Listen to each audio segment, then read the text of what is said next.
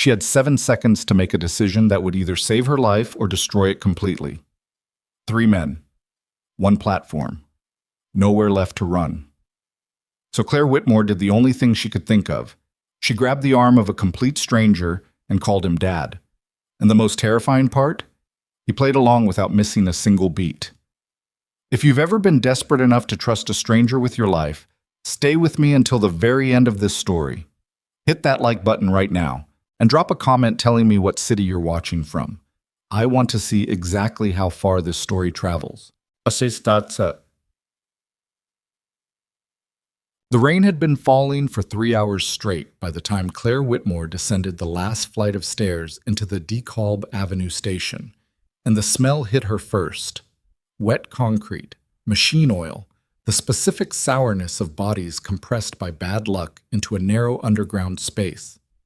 She pulled her coat tighter and told herself it was the cold that made her hands shake.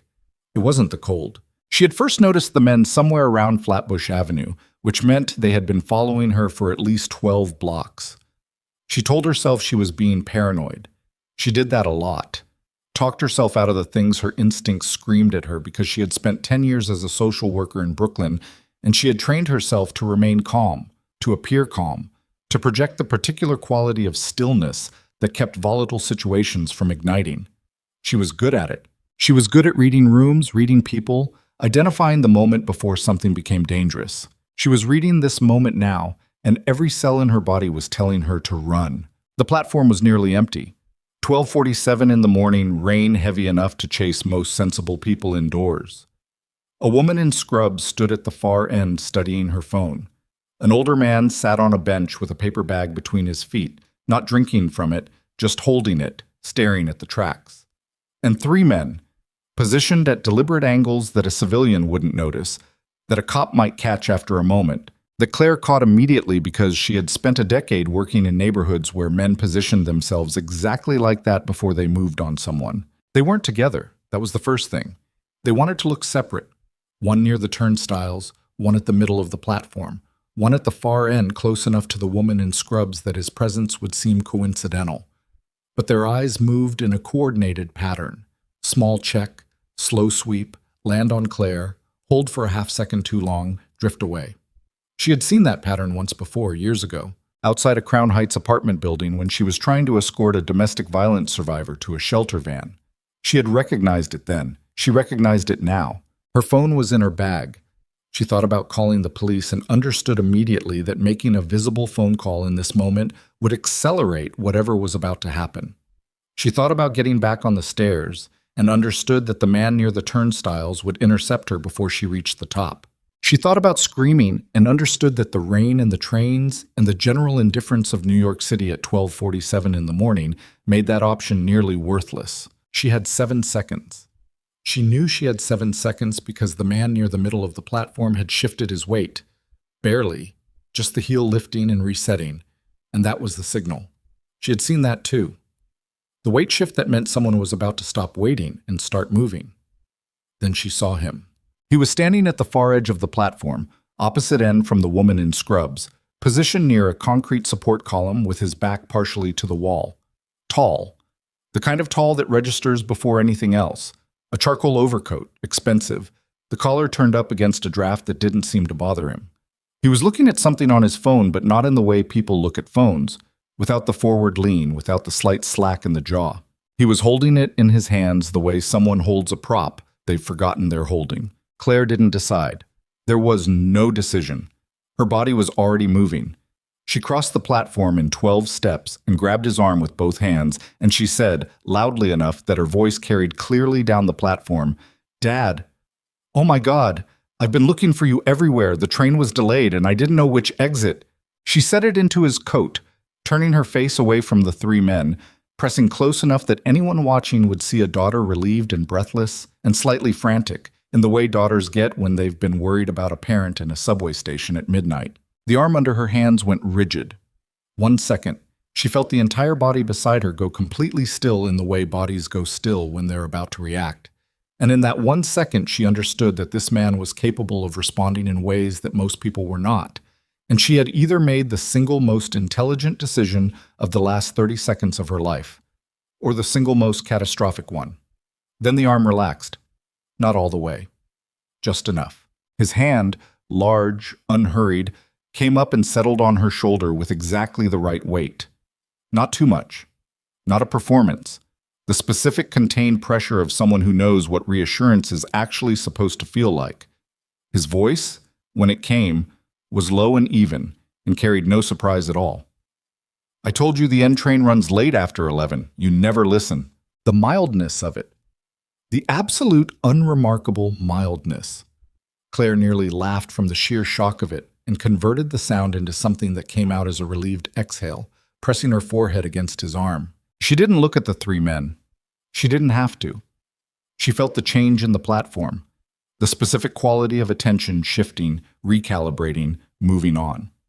30 seconds later, the train arrived in a rush of pressurized air and noise, and she boarded beside him without either of them speaking, and when the doors closed, she finally looked up. He was already watching her. Up close, in the ungenerous fluorescent light of the subway car, she could put his age somewhere in the mid-50s. The face was hard-planed, angular, weathered in a particular way that suggested weather as much as age. The kind of face built by sustained exposure to things most faces don't encounter. His eyes were dark gray, the kind of color that can appear almost black depending on light, and they were doing what his phone had been doing on the platform, watching without appearing to watch, taking inventory in a manner so practiced it had become frictionless. He wasn't looking at her like a threat. He was looking at her like a variable he was already calculating.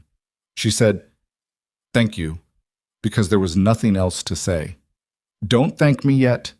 He said it without inflection. "Tell me which one you made visual contact with first." Claire stared at him. "I'm sorry?" The three men. The one by the turnstiles, the one mid-platform, the one at the far end. "Which one did you ID first?" The car swayed around a curve. She could still hear her own pulse. "The one in the middle." He shifted his weight.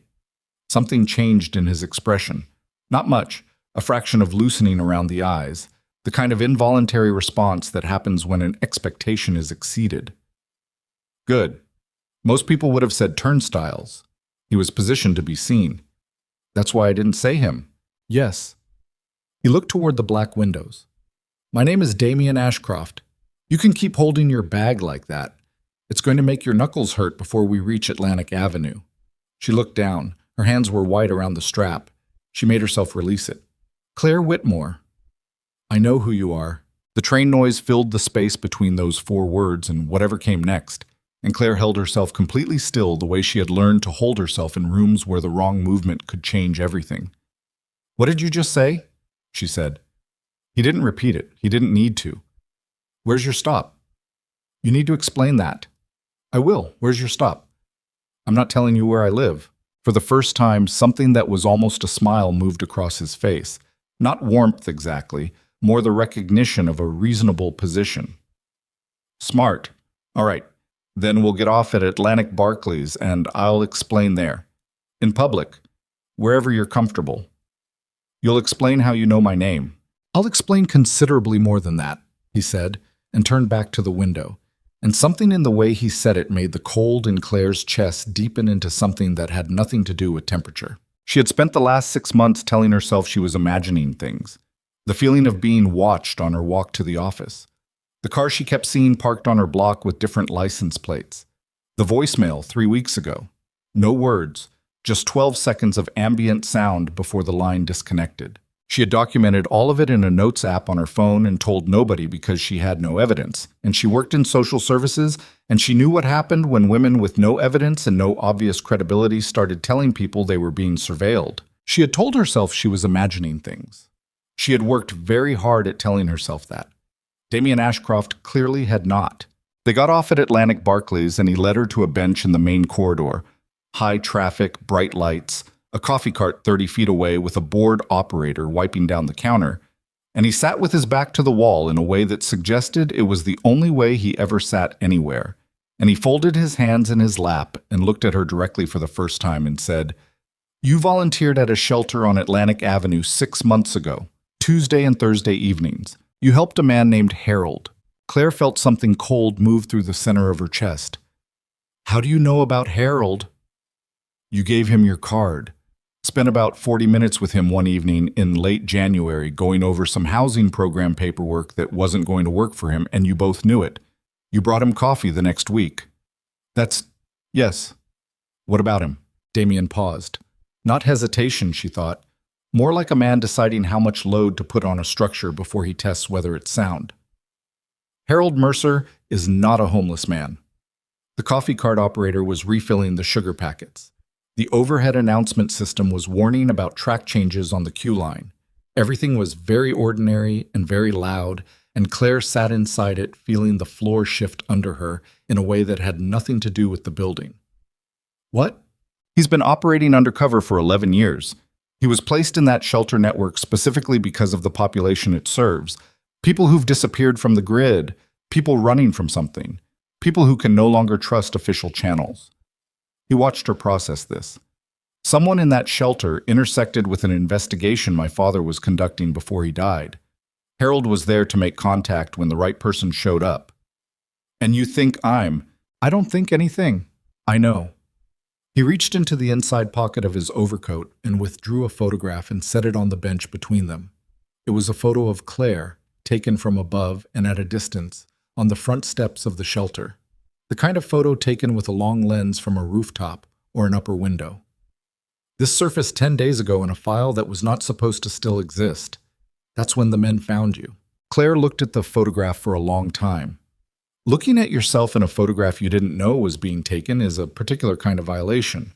The body in the image is yours, but the moment doesn't belong to you at all. Her coat, the navy one, slightly frayed at the cuff. She remembered that evening. February. Still cold. She had brought Harold a hat. Who took this? The same organization that's been running surveillance on your movements for the last 6 months. He put the photograph back. The same organization that sent those 3 men to that platform tonight. Why? I'm a social worker. I haven't done anything. You helped Harold, he said. And Harold has something they desperately want. She looked at him. At the stillness of him, the specific quality of someone who had been operating in dangerous circumstances for so long that stillness had become a physical default. She thought about the arm under her hands on that platform, the 1 second of rigidity before he made his choice. She thought about the fact that he had been standing in that station at 12:47 in the morning with his back to a column. Were you following me? She said. He didn't flinch from it. I was watching the men who were following you. That's different. Is it?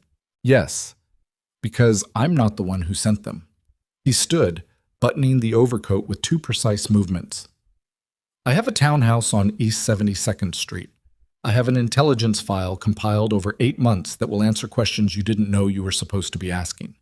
You can come with me, or you can walk out of here and get back on the subway and go home, and I promise you those men will find you again before Tuesday. He held her gaze. Your choice. No pressure. There it was. She had made choices like this before, in her professional life. The moment you had to decide whether the information in front of you warranted changing everything, whether the cost of believing outweighed the cost of not believing. She had learned over 10 years that the wrong choice in those moments didn't always announce itself loudly. Sometimes it was quiet.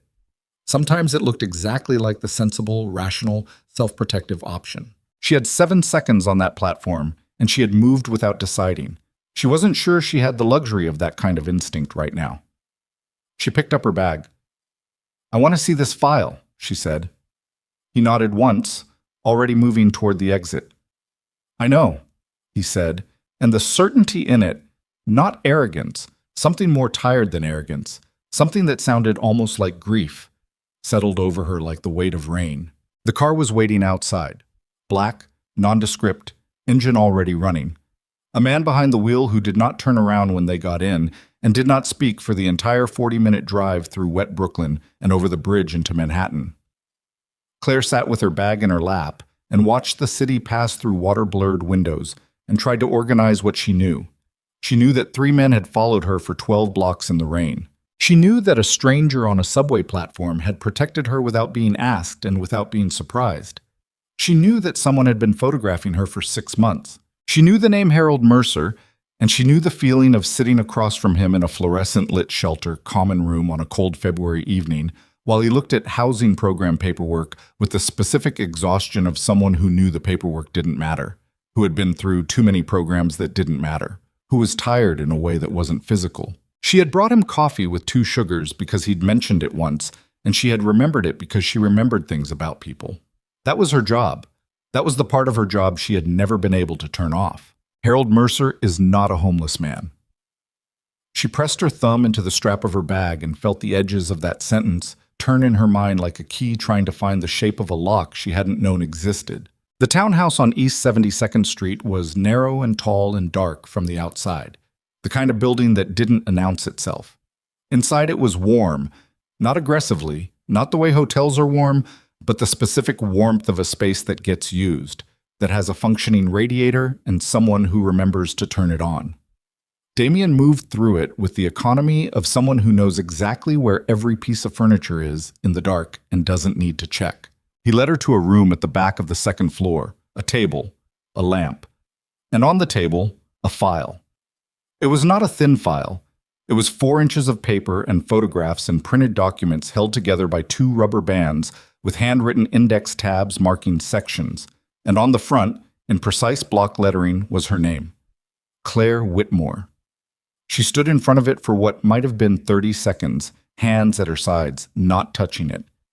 "This is about me," she said. Not a question. "It's about you," Damien said from the doorway.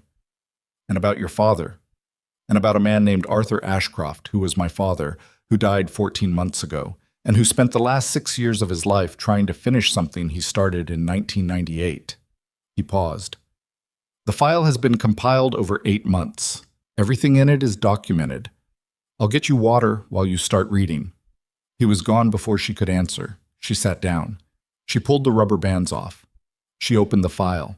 The first page was a photograph of a man she hadn't seen in 22 years, taken on a street she didn't recognize, in what looked like the mid-2000s based on the image quality and the cars behind him. The man was thinner than she remembered, grayer. He was carrying a bag of groceries and looking over his shoulder in the particular way people look over their shoulders when they have been doing it for so many years that it no longer looks like fear. It just looks like a face, her father's face. The file landed open in her hands, and everything she had spent 22 years building, the discipline, the professional stillness, the careful management of the space where grief had lived and eventually calcified into something she could carry, cracked along a seam she hadn't known was structural. She pressed her hand over her mouth. Damien came back with the water and set it on the table and didn't say anything, which was the right thing, the only right thing, and she breathed through it the way she had learned to breathe through difficult rooms and difficult truths, and eventually she lowered her hand and looked at the photograph again. "He's alive," she said. Damien's silence had texture. It wasn't the silence of someone who didn't know the answer. It was the silence of someone measuring how much weight the next sentence needed to carry. "When that photograph was taken," he said carefully. "Yes." Claire kept her eyes on her father's face, on the grocery bag, on the way he was looking over his shoulder. "What does 'when that photograph was taken' mean?" she said, very quietly. "It means," Damien said, "that we need to find Harold Mercer before anyone else does. Because Harold is the only person alive who knows where your father went after that photograph was taken. And whoever sent those men to the platform tonight already knows that Harold has been talking." The lamp buzzed. Rain hit the window behind her. Somewhere in the building, something settled. The specific sound old structures make when the temperature drops. The groan of material contracting around the shape of everything it has been holding for years. Claire Whitmore sat in a room she had never been in a city she had lived in her whole life, holding a file about a father she had buried in her heart at the age of 12, and understood that the lie she had told on a subway platform less than 2 hours ago was not the most dangerous thing that had happened to her tonight. The most dangerous thing was the question she hadn't asked yet, the question that was sitting at the bottom of everything like sediment disturbed after decades of stillness, rising slowly now toward the surface. Why had her father disappeared? And the growing terrible certainty that the answer was going to cost her far more than the question. The file was 340 pages. Claire knew this because she counted the sections, not deliberately, but the way the hands do things on their own when the mind has gone somewhere it can't function. The automatic counting, the fingers moving through tabs, the part of the brain that keeps processing texture and number while the rest of it is standing in a field staring at wreckage. She had been reading for 40 minutes when Damien came back into the room. He didn't announce himself. He set a second glass of water on the table and pulled a chair from the corner and sat down with the specific patience of someone who had done this before, had sat in rooms while other people processed information that dismantled them, and had learned that the only useful thing to do in those moments was remain present and quiet and not perform concern. She didn't look up. The page in front of her was a photocopy of a federal document, partially redacted, with black bars covering names and case numbers in a pattern so aggressive it suggested the redactions themselves were a kind of information. What remained visible was a date, March 14th, 1998, and a string of financial figures and a single phrase that had been missed by whoever ran the redaction process, a three-word phrase sitting in the middle of a paragraph like a splinter. Witness entered program. 22 years ago. Claire was 12. She remembered the morning her mother sat her down at the kitchen table in their apartment in Carroll Gardens and used the particular voice, measured, the voice adults used when they had rehearsed what they were going to say so many times that the rehearsal had replaced the emotion, to explain that her father had gone away and wouldn't be coming back. Not dead, just gone. Her mother had been very precise about that distinction, and Claire had spent the next 15 years understanding that the distinction was the cruelest part. Not dead. Just gone. As if that was supposed to be a comfort. She set the page down. He didn't leave us, she said. It wasn't a question, and it wasn't directed at Damien specifically, more at the room, at the lamp, at the specific quality of air in spaces where old information has been sitting too long. No, Damien said. He was put into witness protection. Federal program, March of 1998. He testified against a financial network that had been operating since the late 80s. Shell companies, offshore accounts, a money laundering apparatus that moved through 17 legitimate businesses in New York and New Jersey. He paused. The network was connected to people with significant influence over law enforcement and the judiciary. The case nearly didn't happen. Your father was the reason it did. He never told us. He couldn't. He could have. She stopped. She pressed two fingers against the bridge of her nose and held them there. The pressure helped. She had learned that in crisis intervention training years ago, the specific application of physical sensation to interrupt a cognitive spiral. He could have found a way to tell us he was alive. Contact would have put you at risk. Damien's voice was even, not cold. The network didn't dissolve after the initial investigation. It restructured. The people at the top were never fully exposed. They spent the next decade looking for anyone who could be used as leverage against the remaining witnesses. So he stayed away to protect us. Yes. And my mother spent 19 years thinking he just... She stopped again. The word she was about to use was one she only let herself use alone, late at night, in the specific privacy of her own anger. She pulled it back. My mother is gone. She died in 2019. She never knew. Damien didn't say he was sorry. She was glad he didn't. She had heard enough condolences about her mother to understand that they were primarily for the comfort of the person saying them. The file, she said, making herself breathe through her nose, making herself slow down. It documents all of this? Most of it. My father spent 6 years reconstructing the timeline from the outside. He was a private security strategist, had been for 30 years. He had government contacts, former agency contacts, people who owed him the kind of favors that don't get repaid in money. He reached across and turned several pages forward in the file to a section with a red index tab. Your father and my father knew each other. They met in 1995 through a mutual contact in a financial crimes task force that never became official. They stayed in contact after your father went into the program. Not frequently, not obviously, but the contact existed. He paused. My father was the one who helped your father disappear. He knew the protocol because he had built protocols like it for other people. When your father needed to vanish completely, he called Arthur Ashcroft. Claire looked at the red tab section. Letters, handwritten, on plain paper with no letterhead. The handwriting was unfamiliar in its adult form, but she recognized the particular way the lowercase r was constructed. It had always looked more like a small V with a curved top. and the recognition hit her somewhere below the sternum, swift and violent and private. She closed the section. "I need a minute," she said. "Take whatever you need." "I don't mean—" She stood up, the chair scraped. "I need to be somewhere that isn't this room for 60 seconds. Bathroom's across the hall. There's a kitchen downstairs if you want something other than water." She walked out. She went across the hall and stood in the bathroom with the door closed and the light on and her hands braced on either side of the sink and looked at herself in the mirror for approximately 30 seconds.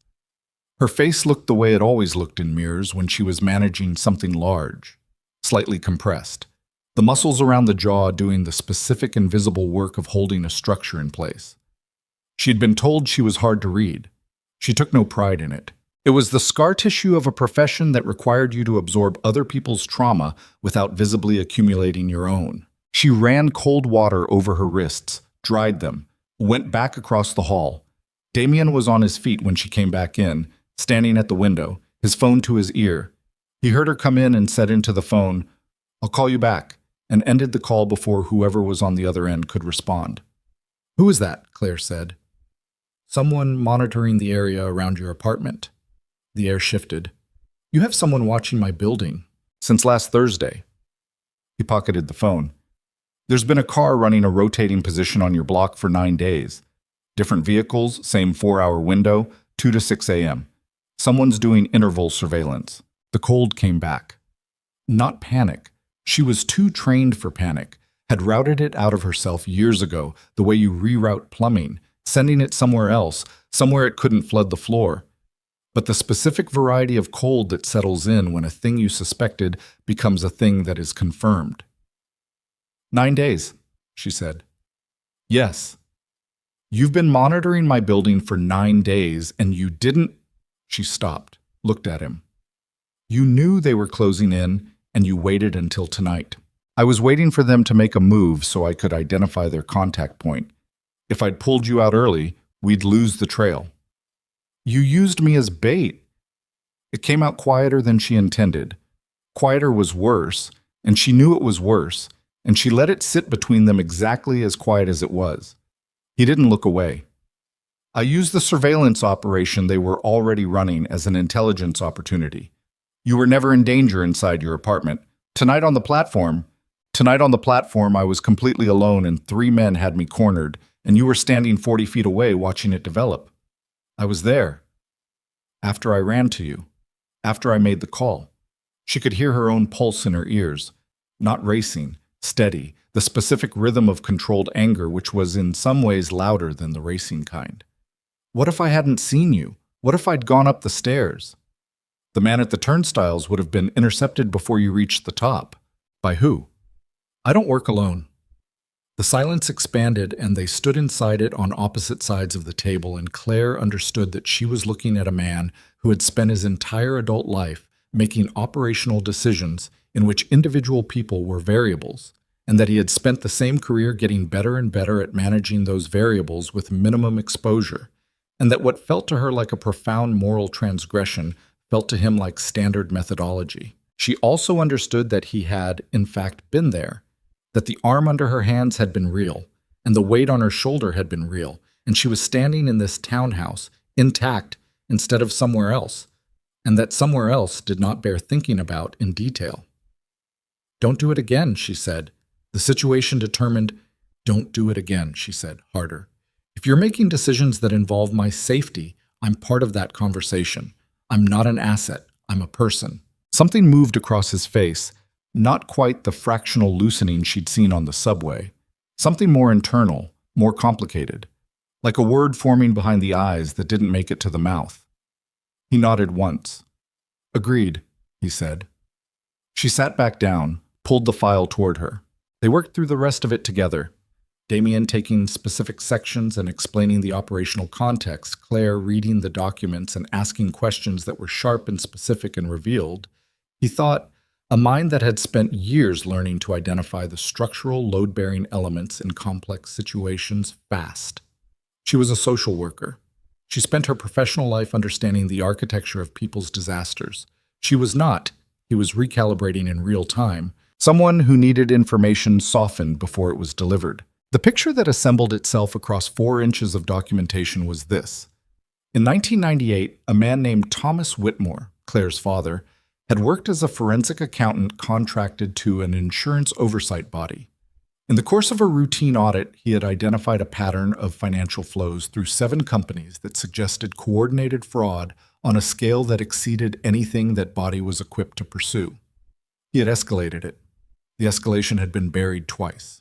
He had escalated a 3rd time to a different contact, and that escalation had reached someone who was actually willing to act on it, and the investigation that followed had resulted in 8 convictions. The people at the top had not been among the convicted. The network had continued, not visibly, nothing that would attract the kind of attention that had temporarily threatened it.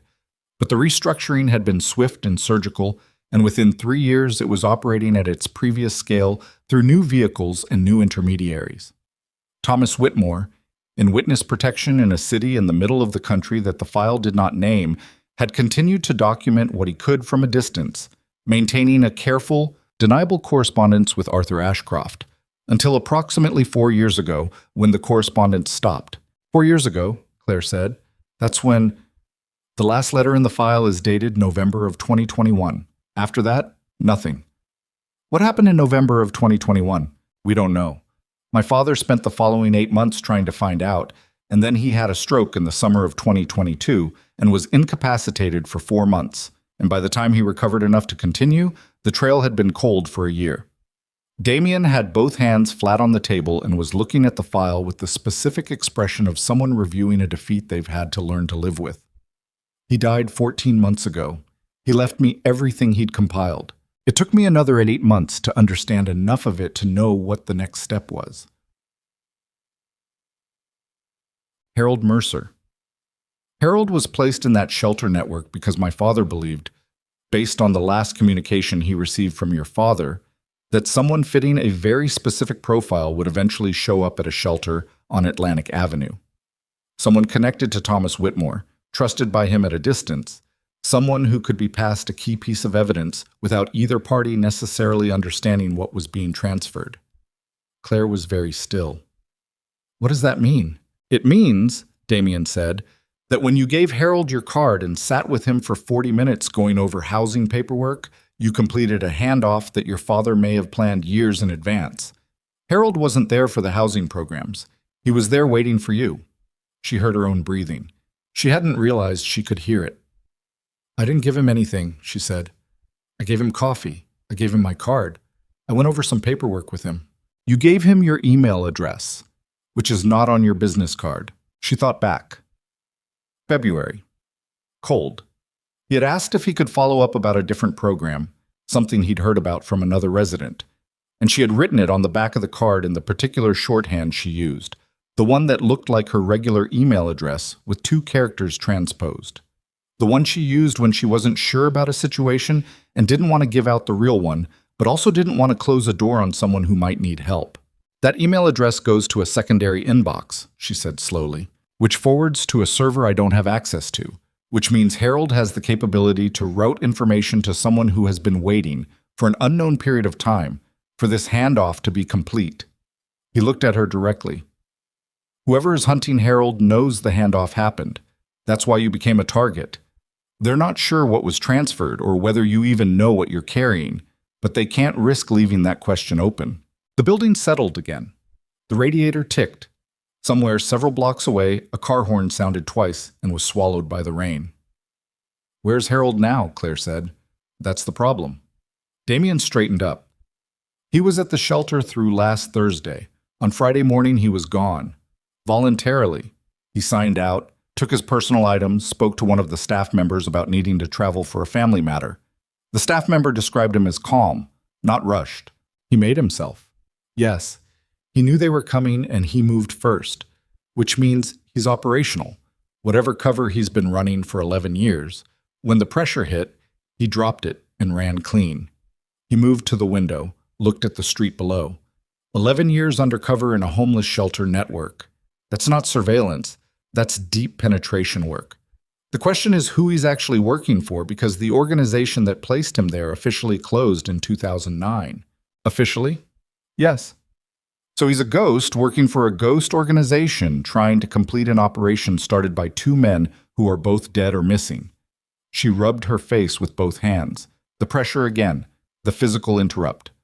That's what we're dealing with. Approximately. And the people hunting him are the same network your father exposed in 1998. Third generation by now. Cleaner, smarter, better insulated. The original leadership has cycled out through deaths and retirements, but the architecture remains, and someone at the top of that architecture has enough reach to run multi-person surveillance on a Brooklyn social worker for 9 days without attracting attention. He turned from the window. Meaning they have law enforcement contact, at some level. We don't know which level. Claire sat with this for a moment and then said, very flatly, so we can't go to the police. Not without knowing exactly who we're talking to and who they're talking to. He crossed back to the table. My contacts are in the private sector. I have 2 former federal investigators who work independently now. One of them has been helping me with the file for the past 4 months. I trust them the way I trust anything, provisionally, with verification. That's a very lonely way to operate. It keeps you alive. She looked at him. The hard planes, the gray eyes doing their constant inventory, the specific posture of someone who had decided at some point that physical stillness was the most useful thing he had to offer any situation. She thought about what it meant to spend a career in the architecture of other people's safety, while building nothing around yourself that could be used against you. She thought about her father, looking over his shoulder in a parking lot in a city the file didn't name. I need to check that secondary inbox, she said. I know. Do you have a secure device? He went to the desk in the corner and opened a drawer and withdrew a laptop. Not new, deliberately not new, the kind of machine that didn't announce itself, and set it on the table and turned it toward her. The network here runs through 3 separate routers with geographic masking. It's not perfect, but it's as good as available without taking another hour to set up. She opened the laptop, went to the secondary inbox. There were 14 messages. 13 of them were spam that had leaked through the filter over the past several months. The 14th had arrived 6 days ago. No subject line. The sender address was a string of random characters that resolved to a domain she didn't recognize. The body of the message was 11 words. St. Catherine's on Hicks Street, Tuesday at noon. Come alone. Bring nothing. She read it twice. Turned the laptop so Damien could see it. He read it again. His jaw set in a way she hadn't seen before. Not anger, something more structural, the setting of something that had been held loose and was now being locked into place. St. Catherine's, she said. That's a... She stopped. Church, he said. In Cobble Hill. Tuesday is tomorrow. Yes. He wants me to come alone. Yes. He was still looking at the screen. He's not going to get that. He specified because he's been undercover for 11 years and he defaults to operational caution. But if those men on the platform tonight have any ability to monitor your communications, and the fact that they found you at DeKalb at 1247 suggests they have at least some intelligence on your movements, then this message may already be compromised. Which means if I show up tomorrow, they may already know where Harold is going to be. He straightened. Or they don't have the message and they're going to follow you there. Either way, you can't go in without support. And if Harold sees you, he won't. You don't know. He'll make me in 30 seconds if I walk in behind you, Damien said flatly. I know that. I'm not talking about walking in behind you. I'm talking about coverage. Exterior. Someone watching the approaches before you arrive. Someone watching the exits. If those men move on the church, we see it before it becomes a problem inside. She thought about the word problem, about the specific way he used it to describe what she suspected were scenarios that had very little to do with problems in the ordinary sense of the word. You've done this before, she said. Protective operations. Yes, for 23 years. For who? For whoever needed it badly enough to pay for it honestly. He held her gaze. Your father trusted mine. That's the only reference I can offer you, and I understand if it's not enough. It wasn't enough. It was also, she recognized with the specific clarity that comes at 1:30 in the morning after the kind of night she'd had, the most she was going to get. I need to sleep, she said, for a few hours. I can't process anything else right now. There's a room on the third floor. Lock works from the inside. He said it without inflection, without the particular shade of reassurance that would have felt like condescension. Just information. She closed the laptop. Stood. Looked at the file on the table. 340 pages of the life her father had lived without her, assembled by a dead man and handed to this stranger in a charcoal overcoat who had stood on a subway platform in the rain and waited for the right moment. The message might be compromised, she said, but we're going anyway. Yes, because it's the only lead we have. Because Harold is the only person alive who knows what your father left behind, he said. And whoever is running those 3 men is going to reach the same conclusion before Tuesday at noon if they haven't already. She picked up her bag, started for the door. Claire. His voice stopped her at the threshold, and something in the way he said her name, without the case file neutrality of the previous 3 hours, with something underneath it that hadn't been there before, made her turn. He was standing by the table with his hand on the file, and he looked for just a moment like a man who had been carrying something very heavy for a very long time and had not yet figured out how to put it down. The letter, he said, in the red-tabbed section. The last one my father received from your father, dated November 2021. You should read it before tomorrow. Not tonight. In the morning, when you've slept. He paused. He wrote it to you, not to my father. My father was just the person asked to hold it until it could be delivered. The threshold held her weight. The lamp in the room threw its light across the table, and the file and the man standing beside it, and cast everything else into the particular warmth of shadows that aren't quite dark. He knew I'd find it, she said. He counted on it, Damien said. He planned for it, for years. She stood in the doorway for another 3 seconds, and then walked out and up the stairs to the 3rd floor, and locked the door from the inside and sat on the edge of the bed, in her coat, in the dark, with her bag in her lap, and tried to understand what it meant to have been protected by a love she couldn't see for 22 years. She didn't sleep for a long time. When she finally did, just before 4 in the morning, she dreamed of a kitchen table in Carroll Gardens and her mother's measured voice and the particular color of February morning light coming through a window. And in the dream, her father was sitting across from her at the table, and he was about to say something and she was leaning forward to hear it, and the train came. The dream always had a train, even dreams she hadn't had yet, and took the words before they arrived.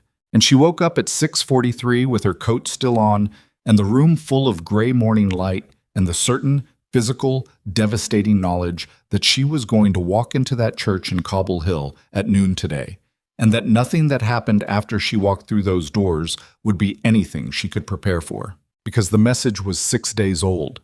And Damien had said those men had been running interval surveillance on her block for 9 days, which meant that when Harold Mercer sent her that message, whoever was hunting him may already have been 3 days ahead of it.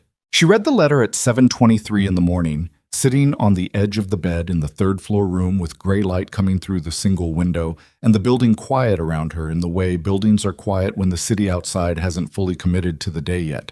It was 4 pages, handwritten on the same plain paper as the others, in the same handwriting with the same lowercase r that looked like a small V with a curved top, and it began not with her name, but with 2 words that her father had apparently decided were the most accurate way to begin the most important letter he would ever write. I'm sorry, not for leaving, not for the program, not for the disappearance, not for the 22 years of silence. He was sorry, he wrote, for the specific moment at the kitchen table when her mother used the measured voice.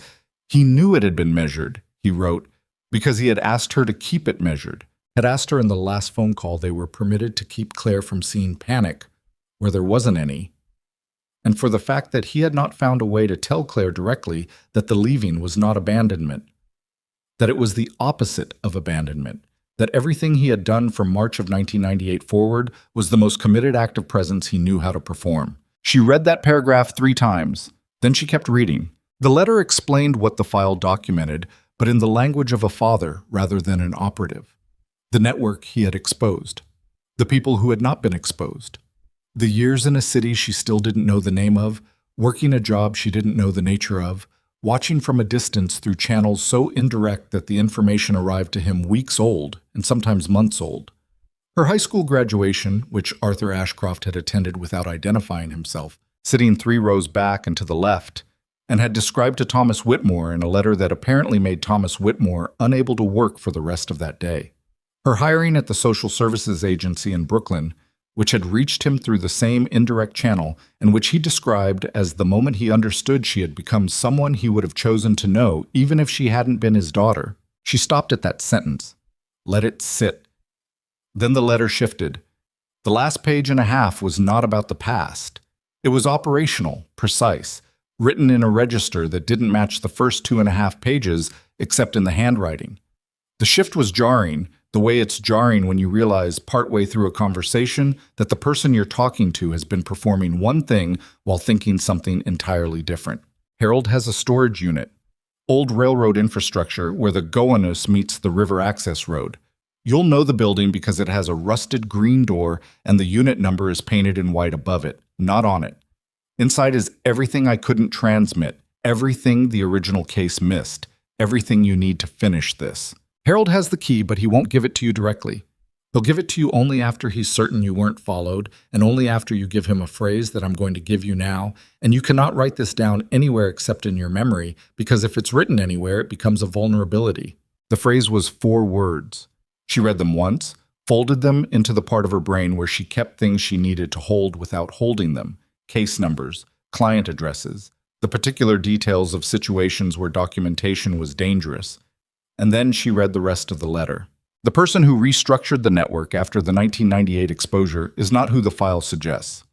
My original testimony identified the operational leadership. What I didn't know in 1998, what I found out 7 years later, and what I've spent 14 years trying to find a way to prove, is that the operational leadership was managed by someone above them who was never visible in the structure because he designed the structure himself. He built it with his own absence in mind. His name is not in any of the documents Arthur has. His name is in the storage unit. Everything is in the storage unit. Get to Harold. Get the key. Finish what I started. I love you. I'm sorry it took this long to say it where you could hear it. She sat with the letter in her hands for approximately 4 minutes, and then she folded it along its original creases and put it in the inside pocket of her coat against her sternum and stood up. The face in the bathroom mirror looked the same as it had at 1:30 in the morning. That surprised her slightly. She had expected it to look different, expected some visible evidence of the reconfiguration that had happened overnight, the way the architecture of her understanding of her own life had been quietly demolished and was now being rebuilt around a different load-bearing structure. But the face was the same. The jaw was doing its work. The eyes were doing their work. She went downstairs. Damien was in the kitchen, not cooking, standing at the counter with coffee and a phone and 3 printed documents that he turned face down when she came in. Not surreptitiously, just with the practiced reflex of someone who manages information the way other people manage their physical space. He looked at her and did the rapid assessment she had started to recognize. The sweep that started at the eyes, moved to the hands, clocked the posture, delivered a verdict he didn't share. Coffee, he said. He left a storage unit, she said, but Harold has the key. My father's letter has the location and a phrase I need to give Harold for him to hand it over. Damien set his coffee down. How specific is the location? Specific enough. Gowanus. Old railroad infrastructure near the river access road. Green door. I know the area. He picked the coffee back up. What's in the unit? Everything. Documentation the original case missed, and the identity of the person at the top of the network. The one who designed the structure so his own name never appeared in it. She watched him process this. There was something in his expression she couldn't fully read. Not surprise, the man processed surprise internally. She had learned that, but a specific tightening around the eyes that suggested a variable he hadn't fully accounted for had just arrived. Your father knew this name, he said, for 14 years, apparently. And he never gave it to my father. She held his gaze. No. The kitchen was quiet for a moment. The coffee maker finished its cycle with a sound like a small exhalation. Why not? Damien said. It wasn't quite a question. The letter doesn't say. She paused. Does that concern you? He looked at her steadily. It raises a question. Then say the question. My father and yours maintained contact for over 20 years. Your father had the most critical piece of information in the entire investigation, and he never passed it through the channel they'd been using. He set the coffee down again. Either he didn't trust the channel to hold that information safely, or he didn't fully trust your father, Claire said. The words sat between them like something dropped. Or both, Damien said. She appreciated that he didn't flinch from it. She appreciated that he was the kind of man who could hear a sentence like that about his dead father and hold it without defensiveness, without immediately moving to refute it, turning it over with the same neutrality he applied to everything else. The letter trusts you, she said. It sent me to this house. It expects me to work with you. But it kept the most important piece isolated, accessible only through Harold, only through you. He picked up the phone, looked at it without seeing it, put it back down. Your father built a failsafe into the handoff. If any part of the chain was compromised, the key piece, the name, couldn't be extracted from the rest of the documentation. You're not offended. I'm impressed, he said quietly and without sentiment. It's good architecture. He looked at her. We need to leave for Cobble Hill in 90 minutes. I need to brief my team on coverage positions before we move. How many people? 3, exterior only. You walk in alone, make contact with Harold, get the key, exit through the side door on Hicks Street and turn left. My people will have eyes on the church from 2 blocks in every direction from 11:15 forward. And if something goes wrong inside, define wrong. If those men are already there, if Harold's been taken, if the whole thing is a setup. He looked at her with the gray eyes that were almost black in the kitchen light. Then you don't go in, he said. If anything on the approach looks wrong, vehicles you've seen before, positioning that doesn't fit foot traffic, anyone who clocks you more than once, you abort. You keep walking. You call me. And we lose Harold. We don't lose Harold. We regroup, and we find another approach. We lose time, she said, which is the same thing.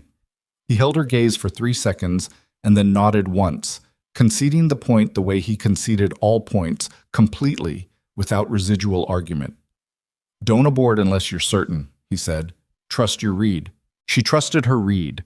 She had been trusting it for 10 years, and it had gotten her through situations that would have broken less calibrated people. She drank the coffee he handed her and ate the toast he put on a plate and didn't without asking her. And they sat at the kitchen table in the gray Tuesday morning light and went over the approach to the church 3 times until the variables felt like variables she could manage. At 10:55, she walked out of the townhouse alone. The morning was cold and clear.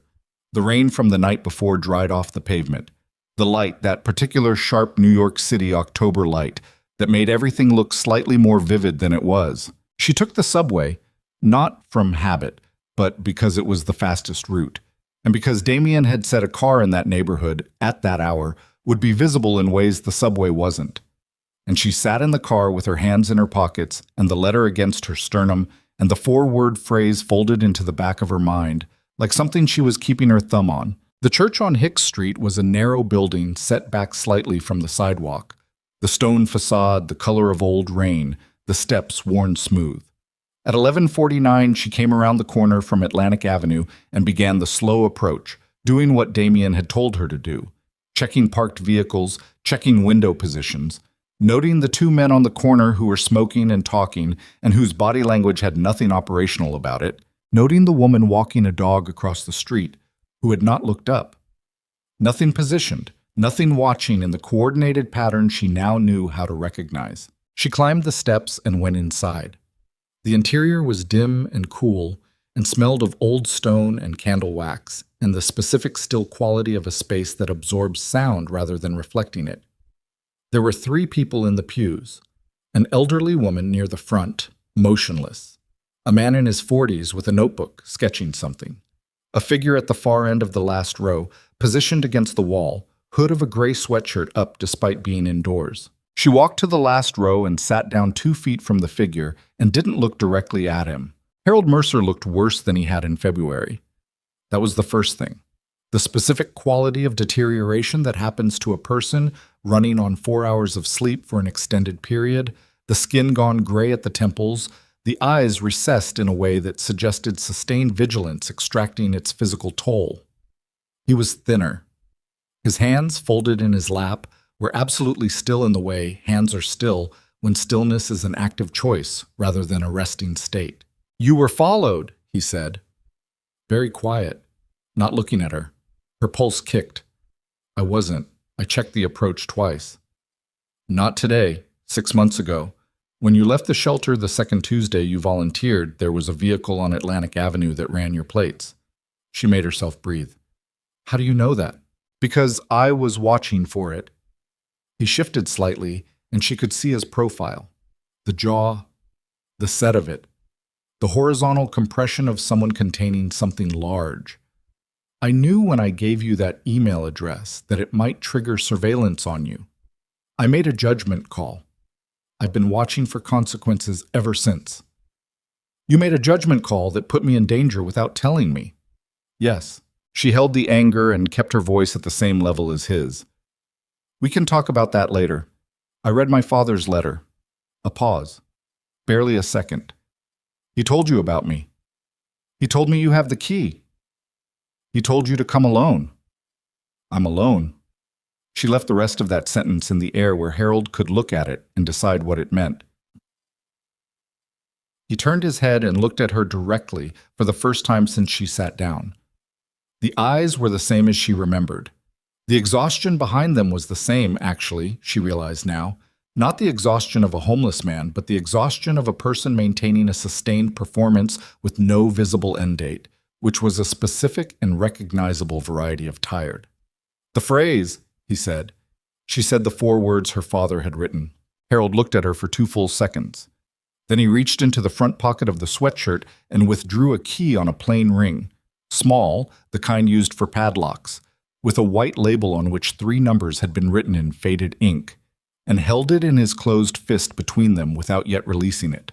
The unit has a secondary lock, he said, not the padlock. Inside the unit, on the back wall, there's a panel that looks like a fuse box. It's not. It needs a 6-digit code. Your father told me the code to give you only if you said the phrase correctly. Then give it to me.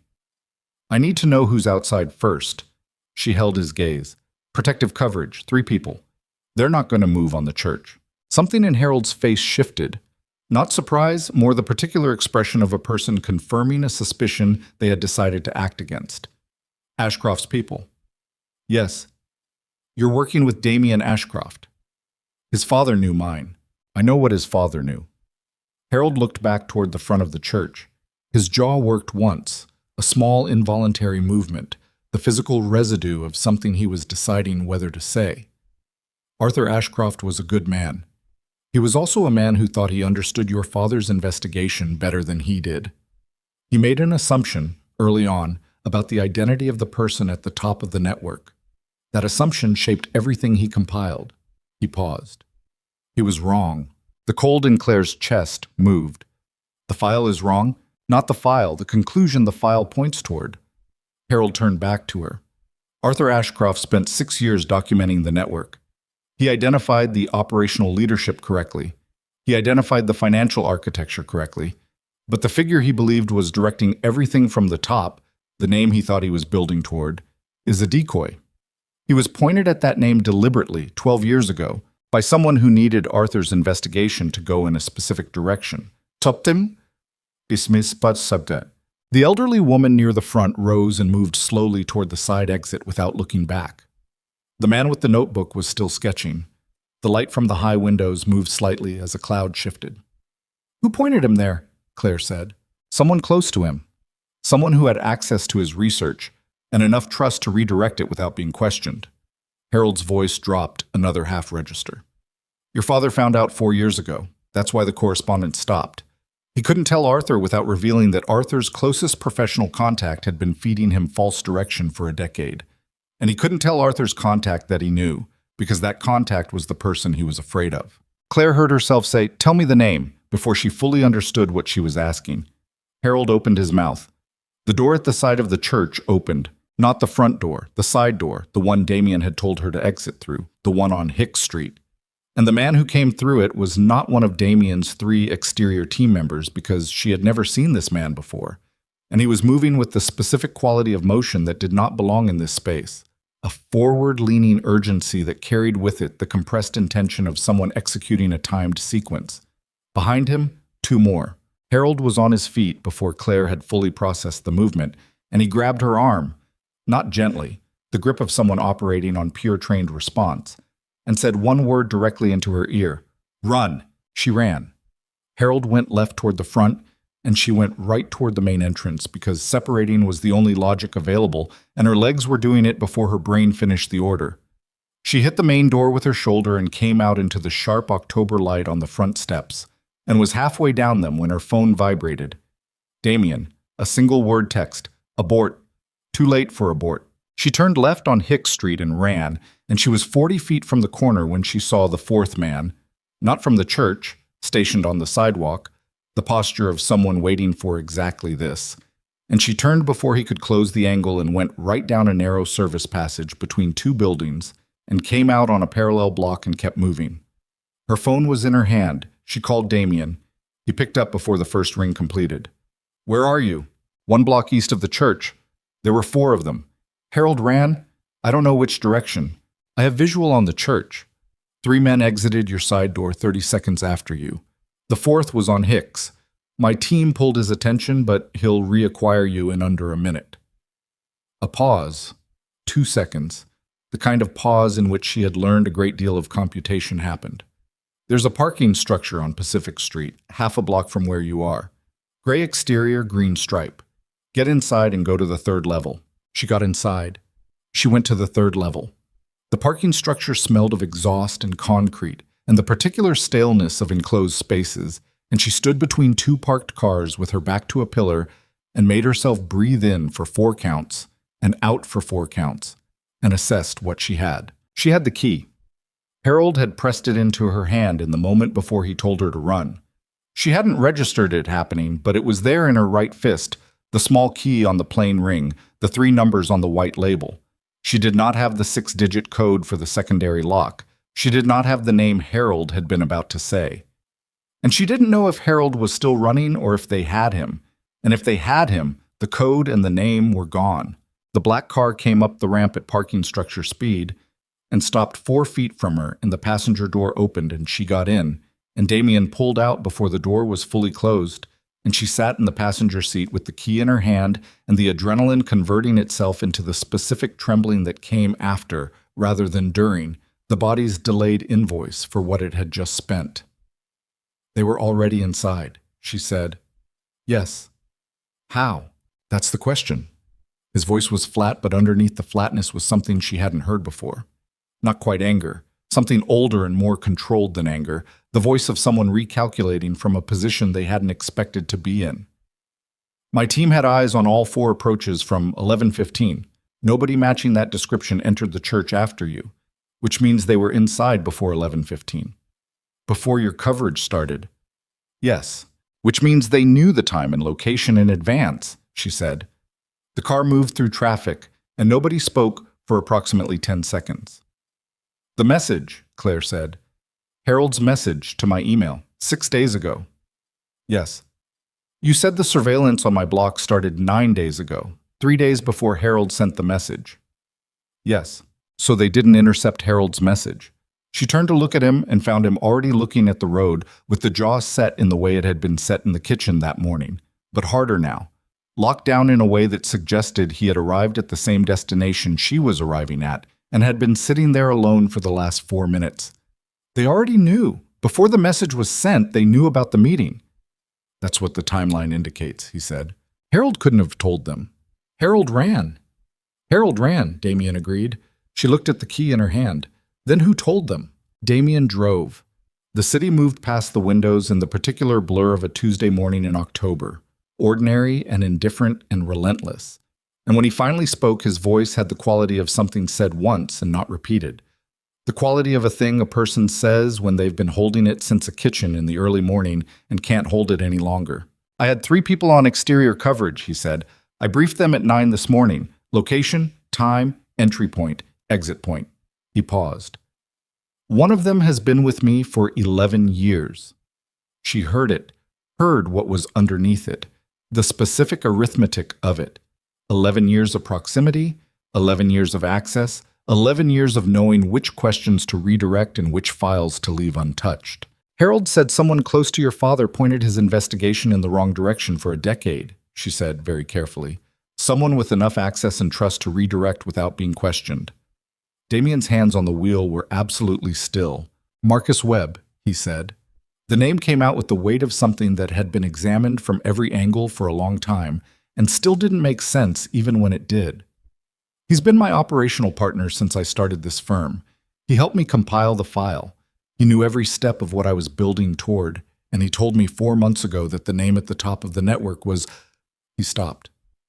Was who? Claire said. A man who died in 2019, Damien said, conveniently and completely, with no estate and no surviving organizational connections. A man whose death made the investigation impossible to complete because the primary subject no longer existed. He exhaled through his nose. Marcus identified him. I verified the identification against the file. It was airtight. Because Marcus built the file with you. The car stopped at a red light. On the sidewalk, a woman pushed a stroller over a gap in the pavement, and someone held a door, and somewhere 2 floors above a window opened. I need to reach Harold, Claire said, before they do. The code for the secondary lock and the name he was about to give me. If Marcus has been running intelligence to the network for the past 4 months, everything I know about Harold's current position is already compromised. Damien's voice was very even. The evenness of it was the most alarming thing she had heard all morning.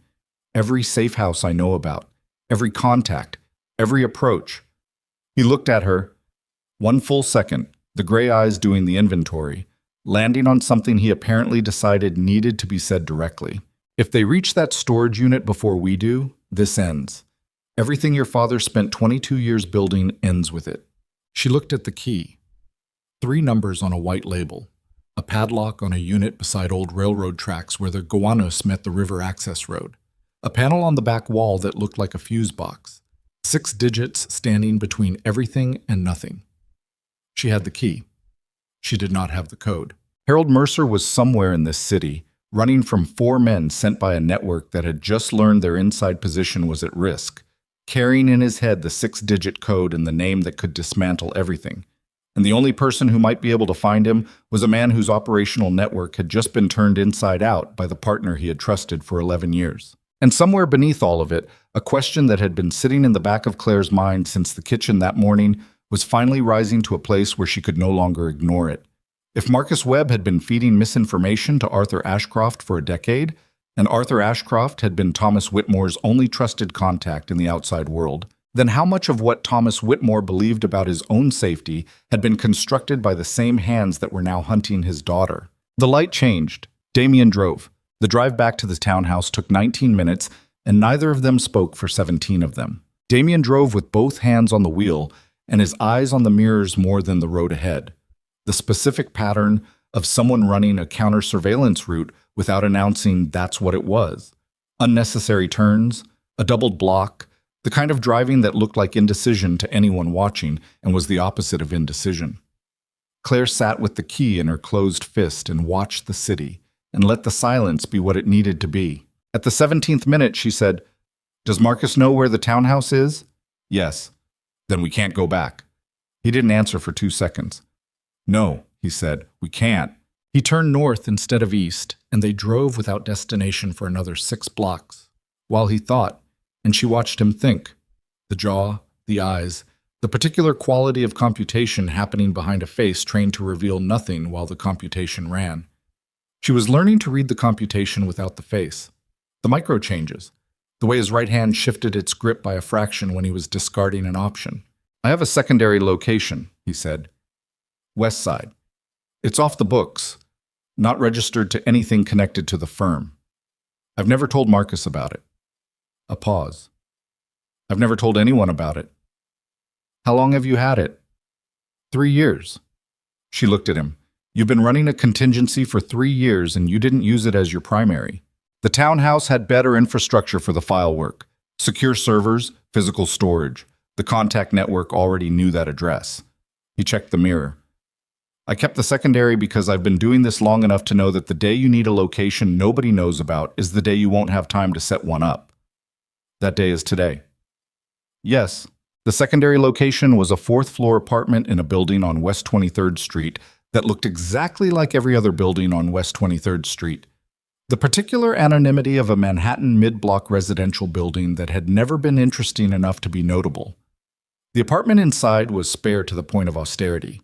A table, 4 chairs, a couch, a kitchen with a working coffee maker, and not much else. 2 laptops in a fireproof case under the table. A landline phone that looked obsolete and wasn't. Damien set the laptops up while Claire stood at the window and looked at the street below and ran through everything she had, which was 1 key, 1 partial location, 1 address she hadn't been to yet, and the 4-word phrase her father had given her that had already been used. "I need to find Harold," she said. "Working on it." He was at the table with both laptops open, fingers moving. "Harold has a protocol for situations where his cover is blown. My father documented it. Not the specifics, but the shape of it. He'd have 2 or 3 pre-established fallback positions, places he'd scouted in advance, places with enough foot traffic to hide in, and enough exit options to run from. The question is whether any of those positions are connected to anything I know about, because if Marcus has been inside my operation, then Harold's fallbacks might be compromised too. If Marcus knew about them, but Harold's protocol wasn't built for my father or for me. It was built for the organization that placed him." He stopped typing, looked at the screen. "The organization that officially closed in 2009. Which means his fallbacks are 11+ years old, predating your firm, predating Marcus." He said it with the specific weight of a man who has just found the first solid ground after a long drop. "Harold's safe positions are from a structure that Marcus has never had access to." He pulled up a document, scanned, handwritten, the same blocky handwriting as Arthur Ashcroft's index tabs in the file. "My father kept a record of the organization's operational infrastructure as of 2009. Not complete, but partial. Contact points, safe locations, emergency protocols." He was reading fast, scrolling.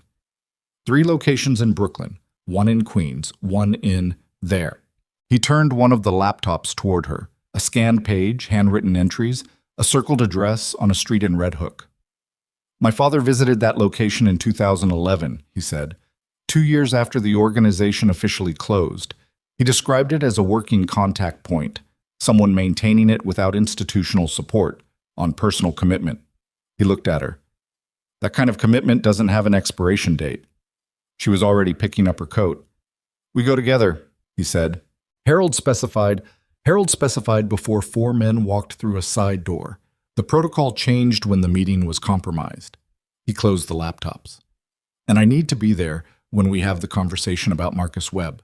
Because Marcus Webb knows where I live and what I drive and what I've been building for 8 months. And if he's operational enough to have placed people inside that church before my coverage started, he's operational enough to move on us before tonight." She thought about what operational enough meant in the specific context of the past 18 hours, and she stopped arguing about going together. They took the subway, the F train to Smith 9th and then on foot through Red Hook, which at 12:40 in the afternoon had the particular quality of a neighborhood that had always been slightly outside the version of Brooklyn that appeared in magazines. Industrial, low, the water visible between buildings, the light coming off the canal carrying the specific gray-green quality of water that has been working for a long time. The address was a narrow building that had been a machine parts supplier at some point in the previous century and had been converted into something that called itself a printing and document services business on a sign that looked like it hadn't been updated in 8 years. Damien went left of the entrance and found a position against the building wall that gave him sightlines in 3 directions. He didn't tell her what to do. She didn't ask. She walked in. The front of the business was a counter with a laminating machine and a copier, and a man behind it who was perhaps 65 and had the kind of face that had been watching doors open for so many years that it had developed a specific default expression: neutral, assessing, committing nothing. He looked at her the way the face had learned to look at people who came through that door. She said, "I'm Thomas Whitmore's daughter." The face didn't change. "Help you with something? I need to know if Harold Mercer came through in the last 2 hours." Silence. The laminating machine hummed. Outside, a truck went past with the heavy percussion of a vehicle carrying something industrial. "Don't know that name," the man said. "You don't have to know it. You just have to tell me if someone came in here who looked like they'd been running." A pause that had a different quality than the previous pause. Not the pause of a man deciding whether to acknowledge something, but the pause of a man who had already acknowledged it internally and was now deciding something else. "Back room," he said, "left of the copier." She went left of the copier, through a door that looked like a supply closet and into a room that had the specific quality of a space used for waiting rather than for anything else. 2 chairs, a table, a window painted over, a single lamp. Harold Mercer was in one of the chairs. He was holding a cloth to the left side of his face, and the cloth was red in a way that it hadn't started out red. "Sit down," he said, without looking up. She sat. "How bad is that?" "Cut. Not deep." He moved the cloth and she could see it. A 2-inch laceration at the cheekbone, already clotting, the surrounding tissue swelling into the specific dark architecture of a developing bruise. The one who came through the side aisle moved faster than I anticipated. I went through a pew. He resettled the cloth. "Where's Ashcroft?" "Outside." "I told you. The meeting was already blown when we got there," she said. "They knew the time and location before your message even reached me. We have a compromised position inside Damien's operation." Harold looked at her. The exhaustion in his eyes had a new layer now. Not surprise, something more resigned, the layer that goes on top when a thing you feared has been confirmed. "Marcus Webb," he said. She stared at him. "You knew." "I suspected, for about 4 months." He moved the cloth again, checked the status of the bleeding, resettled it with the precise efficiency of someone who had done field first aid before. "When Arthur Ashcroft died, Marcus Webb was the first person to contact me through a back channel I'd never given to Damien. Told me he was managing the transition of the investigation, that Damien was taking over but needed time to come up to speed, that in the interim I should route any critical information through him." He looked at her steadily. "I didn't route anything through him, but the fact that he knew the channel existed told me enough." "Mom, you didn't tell Damien." "I had no proof, and I had no way of knowing how deep it went. If I told Damien and Marcus found out, the operation was finished before it started." "So you waited." "I watched. There's a difference." He lowered the cloth to his lap, holding it loosely, the red against his palm. "I need you to give me the key. Harold, I need to know it's safe. Give me the key and I'll give you the code." She looked at him. At the face. The 11 years of sustained undercover performance behind it. The exhaustion that was now structural rather than situational, built into the bones of it. She thought about the judgment call he'd told her he'd made 6 months ago, the one that had put her in danger without telling her. She thought about her father, in a city the file didn't name, making judgment calls of his own for 22 years. She put the key on the table between them. Harold looked at it. Then he said 6 numbers, clearly, once. She put them in the back of her mind next to the 4-word phrase and stood up. "The name," she said. "The one you were about to say when they came through the door." He looked at her for a long moment, and the look had a weight to it that she recognized now. The weight of someone about to move something heavy off a shelf they've been keeping it on for a long time. "Bring Ashcroft in," he said. She went back through the supply closet door into the front and out to the street, and Damien was exactly where she'd left him, against the wall, watching 3 directions at once. She tilted her head toward the door, and he followed her back in without a word, past the man at the counter who didn't react, through the door, into the room. Harold looked at Damien for a moment with the specific quality of a man examining something he'd only had a description of before. "You look like Arthur," Harold said. Damien said nothing. The jaw was set. "Sit down," Harold said. "Both of you. What I'm going to tell you in the next 5 minutes is the only reason I've spent 11 years in a shelter network and the only reason Thomas Whitmore is still alive." The chair scraped. Damien sat. Claire sat. Harold looked at the red cloth in his hand and then set it on the table beside the key. "The name at the top of the network," he said, "is not a criminal, not in the way the investigation has ever framed it. He's a philanthropist. Genuinely, in most of his public life, the foundations are real, the donations are real, the reputation is real, which is why the investigation never reached him, because nobody looks at a man doing visible good and asks what's underneath it." He paused. "His name is Conrad Vale." The name sat in the room. Damien's face didn't move. Claire watched his hands, the hands she had learned to watch, and saw nothing. "Conrad Vale," Damien said. Flat. The Vail Foundation. Yes. He's been on 3 federal oversight boards in the last decade. He testified in front of the Senate Finance Committee in 2018 about financial transparency reform. Damien's voice was very precise, each word placed with the care of someone building something they need to hold weight. He's been publicly advocating for the exact regulatory structures that would have dismantled the type of network we're describing. Because designing the advocacy is the most effective way to control the timeline of the regulation, Harold said. He helped write the recommendations. He knows exactly what they cover and what they don't. He's been shaping the blind spots from the inside for 15 years. He looked at Damien directly. Your father got close to this in 2019. Not to the name, to the structure. He identified that the network had an interface with legitimate philanthropic infrastructure. Marcus Webb redirected him toward the dead man before he could develop it further. Marcus has been working for Vail. Marcus has been working for Vail since before your father hired him. Harold's voice was very quiet. He was placed in your father's firm. Arthur Ashcroft hired a man who had been inside the network for 3 years before the interview. The lamp hummed. Outside the painted window, Red Hook went about its Tuesday afternoon in complete indifference. Damien stood up. He stood up with the contained motion of someone who needs to be vertical to process something and walked to the far wall and stood there with his back partially turned and both hands at his sides. Claire watched the shoulders, the specific tension in them, the way they held, and then, after 3 seconds, deliberately released. He turned back around. The storage unit, he said. Does it have documentation connecting Vail? Everything your father collected, plus what I've added in 11 years, Harold said. Financial records across 4 decades. Shell company registrations across 11 jurisdictions. Encrypted communications between Vail's personal accounts and the operational leadership of the network going back to 1991. 2 sworn affidavits from former network members who agreed to document before they disappeared. He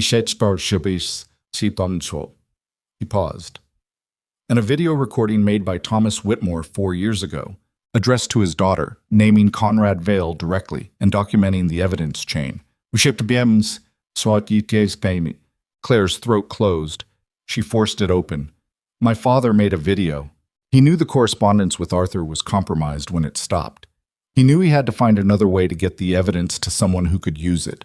He chose the method most likely to reach you specifically. Not a federal contact, not a law enforcement channel, not a legal intermediary. You. Harold looked at her with the exhausted steadiness of a man who has held something for a very long time and is finally putting it in someone else's hands. Because you were the one person in this chain that Marcus Webb had never identified as significant. The room held that sentence. Until 6 months ago, Claire said. Until 6 months ago, Harold confirmed. She thought about the photograph in the file, the long lens, the navy coat, the frayed cuff, the February evening, the housing paperwork, 2 sugars. She thought about her father, somewhere, making a video addressed to his daughter, trusting that the chain would hold. We need to get to the unit, she said. Now, before the front door of this printing business opened. She heard it through the supply closet door. The specific sound of a door opening with purpose rather than casualness. The difference in the way a bell sounds when someone is moving fast through it. Damien was already at the supply closet door. He opened it 1 inch and looked through it and closed it and turned around with the specific expression she had not seen on his face before.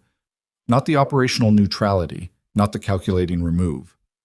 Something below those. Something that looked, for the first time since a subway platform in Brooklyn at 12:47 in the morning, like genuine alarm. 2 men, he said quietly, and Marcus is with them. The room was 12 feet by 10 feet. 1 door that was now compromised, 1 painted-over window.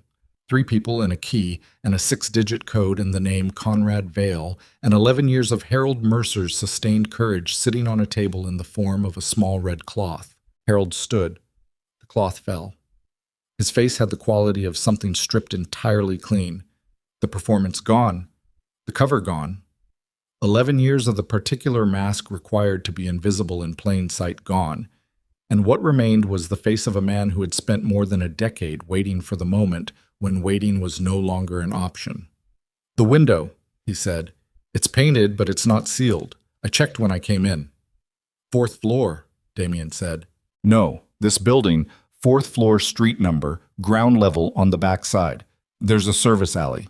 Damien moved to the window, put both palms flat against it, and pushed. The paint cracked along the frame seams with the sound of something that had been held shut too long and was releasing all at once. And the window swung out into gray October air and the smell of the alley below. Damp brick, old metal, the specific cold of a space the sun never fully reached. And the service alley was 8 feet below, concrete, with a dumpster positioned close enough to the wall to break a drop. They could hear voices in the front of the building now. The man at the counter. A second voice, clipped, asking something. Go, Damien said. Harold went through the window first, not hesitantly, with the specific efficiency of someone executing a rehearsed sequence, and dropped to the dumpster and off it to the alley with a sound that was controlled despite everything. Claire went next, and the drop hit her ankles and knees with a percussion she felt up through her hips, and she moved immediately to the side to clear the space, and Damien came through last and landed beside her, and they were moving before any of them spoke. The alley opened onto a cross street that opened onto the broader grid of Red Hook, and they moved through it fast without running. Running attracted attention. Fast walking was invisible. And they were 2 blocks from the printing business when they heard behind them, distant but clear in the particular acoustic of Red Hook's low buildings, a door hitting a wall. They know the window, Claire said, not slowing. Yes. Damien was looking at his phone. Not slowing either, navigating by peripheral vision, the phone in his left hand so his right stayed free. The unit. We go now, directly, no intermediate stops. He looked at her. Because Marcus knows about the storage facility. You told him. I told him about the location description from your father's letter. I didn't have the unit number. He doesn't have the code. His voice was very controlled. But he'll move on the location the moment he realizes we got out of that building.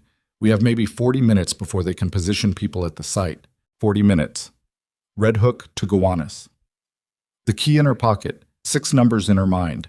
A video her father had made for her sitting in a storage unit beside old railroad tracks, waiting to be found the same way everything else about her father had waited, with absolute patience, with the specific endurance of something that had no choice but to hold on. She pulled her coat tighter against the October cold and kept moving. They found the unit at 2:17 in the afternoon. The building was exactly as her father's letter had described. The railroad infrastructure, the industrial framing, the rusted green door set into a concrete wall beside a chain-link fence, beyond which the water access road ran parallel to the canal. The unit number was painted in white above the door, not on it. Unit 34. The padlock opened on the first try. Inside was cold and dark and smelled of age. Not decay. Age. The smell of paper held in controlled conditions for an extended time. The specific dry stillness of a sealed space. Damien found a cord and pulled it, and a single overhead bulb came on, and they stood in the light of it and looked at what Thomas Whitmore had spent 22 years building. The storage unit was 8 feet by 12. Every wall was shelved. The shelves held archival boxes, numbered sequentially, 41 of them, each labeled in the same handwriting as the letter. On the back wall, exactly as described, was a panel that looked like a fuse box. It was not a fuse box. Claire crossed to it. There was a keypad beneath the panel cover, 6 digits, a confirmation button. Her hands were not shaking, which surprised her, and then didn't. The 4-word phrase had not been the key. The 6-digit code was the key. The phrase had been the test, not of her identity, but of Harold's trust, and Harold had extended it, and the code was what she had. She entered it, 6 numbers, the ones Harold had said once and clearly, and pressed the confirmation button. A small mechanical sound, not dramatic, a simple magnetic release, and the panel swung open on a hinge. Behind it was a single shelf. On the shelf, 2 external hard drives wrapped in static protective material, a sealed legal envelope, and a tablet device in a protective case. She picked up the tablet, pressed the power button. The screen came on. Full charge. The kind of charge you get from a device in a temperature-controlled space connected to a trickle charger, and on the screen was a single media file named with a date, November 18th, 2021. The same date as the last letter in the file. The day the correspondence stopped, Damien was at the door of the unit, watching the approach. He turned at the silence that followed the tablet screen coming on. Claire looked at the file on the screen, at her father's name listed as the recording's creator in the file metadata, at the date. "Play it," Damien said. She pressed play.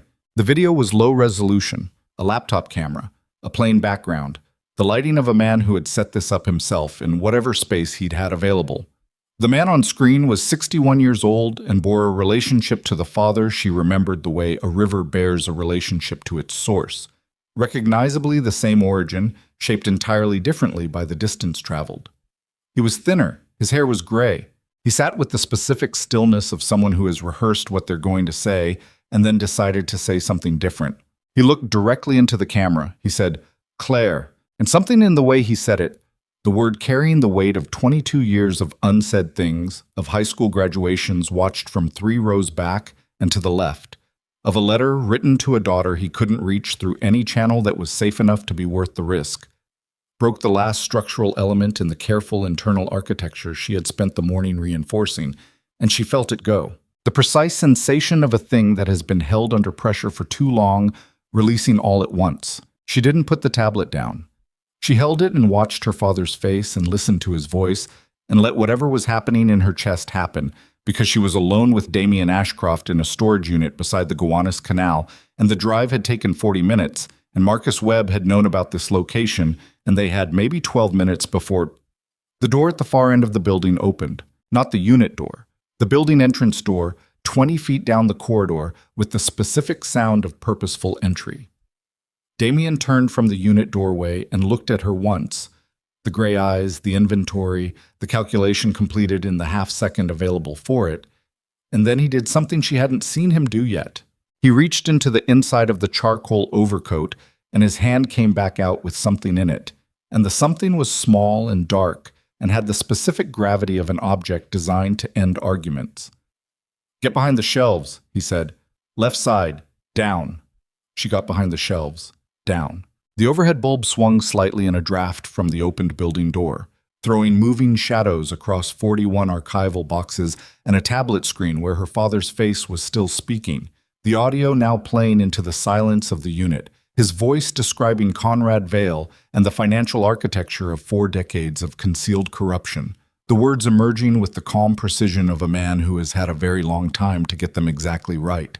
And outside the unit in the corridor, the footsteps were getting closer, and Damien was standing at the unit door with his back against the frame and the door half closed in front of him, and Claire was behind the shelves with both hands flat on the concrete floor and her heart doing the thing hearts do when the body understands that the next 60 seconds are going to determine everything that comes after them. The footsteps stopped.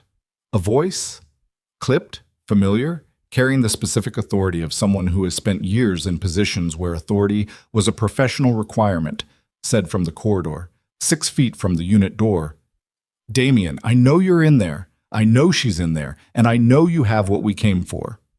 Marcus Webb's voice. Calm, professional, carrying the specific weariness of a man who had been running a long operation and was ready for it to be finished. "Come out," Marcus said. "Both of you. We can do this without anyone getting hurt." The tablet played on. Thomas Whitmore's voice named figures, named accounts, named Conrad Vale, with the steadiness of a man speaking his most important truth into a camera, in a room somewhere in a city no one had told his daughter the name of, and the name landed in the unit with the weight of everything it had cost to arrive there. And Damien's hand was steady on what he was holding, and Claire pressed her palms flat against the cold concrete floor and breathed in for 4 counts, and waited for what came next. The overhead bulb swung once and went still. Damien didn't move from the doorframe. His back was against the right side of it, the door half pulled toward him, the angle giving him a sliver of corridor view without exposing his position. Claire could see his profile from behind the shelves, the jaw, the stillness, the hand holding what it was holding with the specific steadiness of someone who had made the relevant decision before the situation required it. Marcus Webb was 6 feet away in the corridor, maybe less.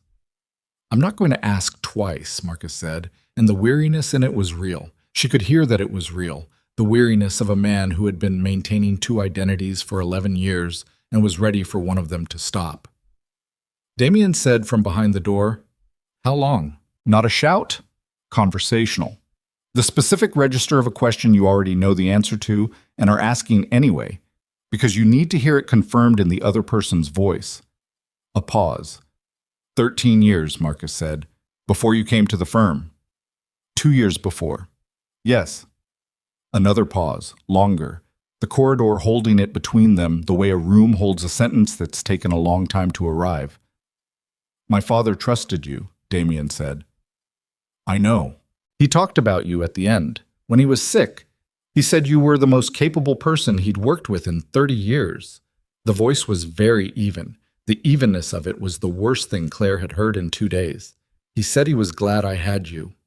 Marcus Webb said nothing for 4 seconds. Claire, behind the shelves, pressed her palms harder into the concrete and watched Damien's profile and breathed through her nose and waited. The drives, Marcus said. The tablet. Everything in that unit. Give it to me and this ends cleanly. Nobody has to. There are 2 men with you, Damien said. I can hear the positioning. One at the building entrance, one at your 6. The one at your 6 is standing too close. He's going to be a liability if this goes physical. A beat. Damien, tell me about Conrad Vale. Another pause, different quality. The pause of someone recalculating.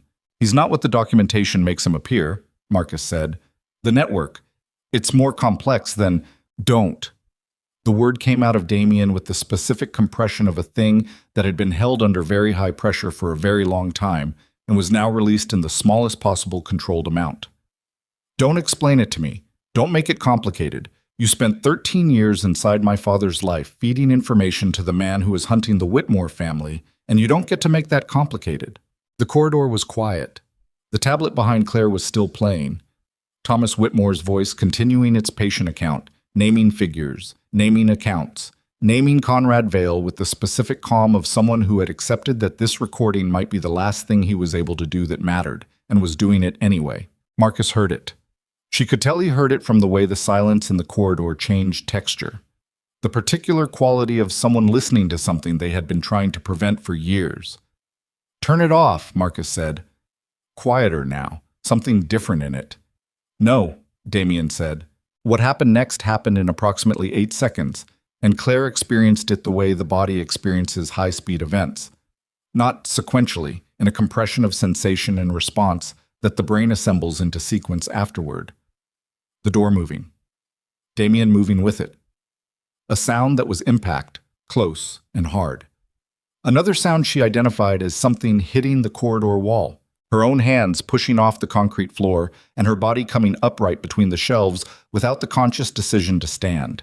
She came around the end of the shelves and through the unit door into the corridor in time to see Damien and the man who had been at Marcus's 6, not Marcus, the second man, the one Damien had said was standing too close, in the specific configuration of 2 people who have run out of space and vocabulary and are resolving the remaining question physically. The second man was larger. He was also slower, and Damien was not fighting the way people fight in films, with choreography, with pauses, with the specific clean geometry of something rehearsed. He was fighting the way people fight when they are smaller and faster and have spent 23 years learning that efficiency is the only currency that doesn't run out. Claire looked down this corridor toward the building entrance. The first man, the one stationed there, was moving toward her, covering the distance fast. She looked at what was in the corridor between her and him, a metal shelving unit mounted to the wall, holding maintenance supplies, a mop, 2 buckets, a box of industrial cleaning solution. She pulled the shelving unit as she passed it, and it came off the wall bracket with a sound that was both louder and more satisfying than she expected, and went across the corridor floor, and the first man hit it at full stride and went down with the particular surprise of someone whose body has stopped moving before their mind understood why. She didn't stop to assess. She kept moving toward the building entrance. Marcus Webb was not at the entrance. The entrance door was open, the cold October air coming through it, and the corridor beyond was empty. She stopped, turned. Damien was behind her. The second man was on the corridor floor in a way that suggested he would stay there for a while. The first man, the one she'd hit with the shelving unit, was sitting up and holding his knee and making the quiet, focused sounds of someone experiencing the kind of pain that has temporarily replaced all other priorities. Marcus ran, she said. Yes. Damien was breathing harder than she'd ever heard him breathe. Not ragged, but present. The breath of someone who had spent something physical and was replenishing. He checked his hand, the one that had been holding what it was holding, and she understood that at some point in the 8 seconds, it had become a different kind of instrument and was now returned to being a hand. He'll go to Vale. Then we have less time than we thought. We have the drives. We have the tablet. He looked at her directly, the gray eyes doing the inventory and finding something there they registered as significant, though he didn't say what. Are you hurt? No. She checked, because he'd asked and because it was a reasonable question given what had just happened, and she'd been on the floor behind metal shelves for the previous 4 minutes. Knees from the alley drop, still present, palms scraped from the concrete, otherwise intact. Are you? Nothing significant? He looked back at the unit. We need to take the drives and the tablet and the Whitmore documentation, and we need to leave this building in the next 3 minutes. What about them? She looked at the 2 men in the corridor. They're not going anywhere fast. He was already moving back into the unit. And they're not the problem. Marcus is the problem. She followed him back in and they worked fast. The drives, the tablet, the sealed legal envelope from the shelf behind the fuse box panel. Damien had a bag, the kind of nondescript backpack that didn't announce itself. And he put the drives in first, then the envelope, then looked at the tablet where her father's face was still speaking on the screen. It's still going, she said. I know. He handed it to her. You hold it. She took it. Her father's voice continued in her hands, calm, precise. The voice of a man who had rehearsed this statement until it was as clean and unassailable as he could make it, who had understood that the clarity of it was the only thing he could still offer after 22 years of not being able to offer anything else. They left the building through the service entrance at the back into the access road that ran along the canal and walked fast in the direction of the Gowanus without running. The water to their left was the gray-green of the October afternoon. The buildings on either side were low and industrial and indifferent. Her father's voice came from the tablet in her hands, and she held it against her chest, with the screen facing up so the audio continued, and she could hear it, and she walked and let it come. Conrad Vale, the accounts, the shell companies, the names of the people at the operational level who had worked under him for decades, the 1998 exposure and what it had not exposed, the restructuring, the 14 years of documentation from a city no one had named, assembled by a man using methods she now understood had required the complete sacrifice of any life that didn't serve the mission. The voice was even and thorough and had the quality of a man speaking to his daughter rather than to a camera, using we sometimes, using you sometimes, the oscillation between the recording's official purpose and its actual one. The thing underneath the legal documentation that was a father trying to explain himself to someone who had not been given the chance to understand for 22 years. She let it come. She walked and held the tablet and let every word arrive without managing them. Damien walked beside her and said nothing, and she was grateful for it in a way she didn't have language for yet. The recording ended at the 9th Street Bridge. 12 minutes and 40 seconds of Thomas Whitmore's voice, finishing with the same 2 words it had started with, said again at the end with a different weight. Not the weight of apology this time, but the weight of completion. I'm sorry. Then the screen went dark. She stood on the bridge for a moment with the tablet against her chest and the canal below her and the city going on all around her and its complete and total indifference to the fact that something had just ended that had been going on for 22 years. Damien stood beside her, not looking at her, looking at the water. We need to deliver the drives tonight, he said. I have a contact at the Southern District, federal prosecutor, someone I've worked with before, someone whose name is not in my firm's records because I've always kept that relationship off the books. He paused. She's not connected to anything Marcus had access to. Tonight, the longer we wait, the more time Marcus has to position Conrad Vale behind additional legal insulation. He's done it before. He'll know we have the documentation now, and he'll know Vale needs to move. He looked at her. 2 hours. I need 2 hours to make contact, verify the channel is clean, arrange the handoff. She nodded. Harold, I'll reach him through the contact at the printing business. If he got out of Red Hook cleanly, he'll be at one of his other fallback positions. He paused. He needs to be part of the handoff. His testimony about the organization, about the 11 years, about Marcus's contact attempt after my father died, That corroborates the documentary record in ways the drives alone can't. He'll do it, she said. She knew he would. 11 years was not an investment a person made if they were going to walk away when the moment finally arrived. She looked at the water for another moment. Then she put the tablet in the bag, and they walked off the bridge. The federal prosecutor's name was Renata Solano, and she met them at 8:47 that evening in a parking structure on Varick Street. Not her choice of location, Damien's, the same instinct toward high-visibility, controlled exit spaces that had put him on a subway platform bench at Atlantic Barclays 48 hours ago. She was 50, compact, with the specific quality of attention that distinguishes people who have spent careers separating what matters from what sounds like it matters. She looked at the drives and the envelope and the tablet, and she looked at Harold Mercer, who had arrived 20 minutes after they did, with a fresh bandage on his cheekbone, and the particular composure of a man who had been waiting for this handoff for 11 years and was not going to be dramatic about it now that it was here. She looked at Claire last. "Your father's recording," she said. "You've reviewed it." "Yes." "The chain of custody on this documentation? I'm going to need to establish it completely. Every person who had access to this unit, every step from the point of original recording to this moment." "I understand," Claire said.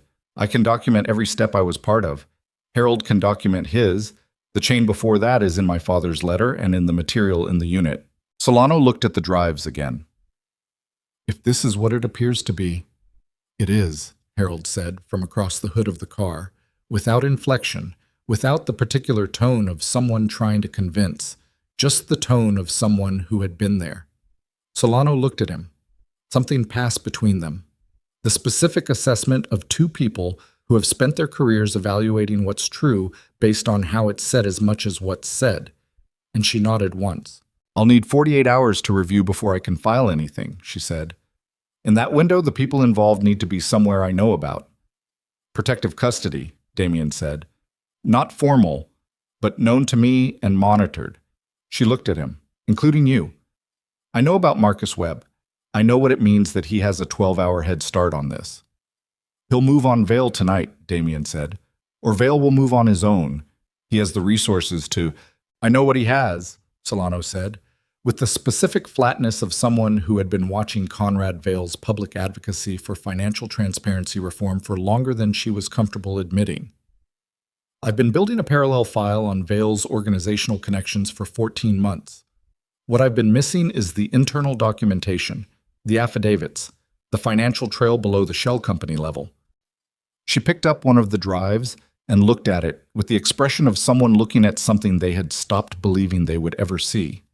If this is what Harold says it is, Vale's legal insulation is significantly thinner than he knows. She took the drives.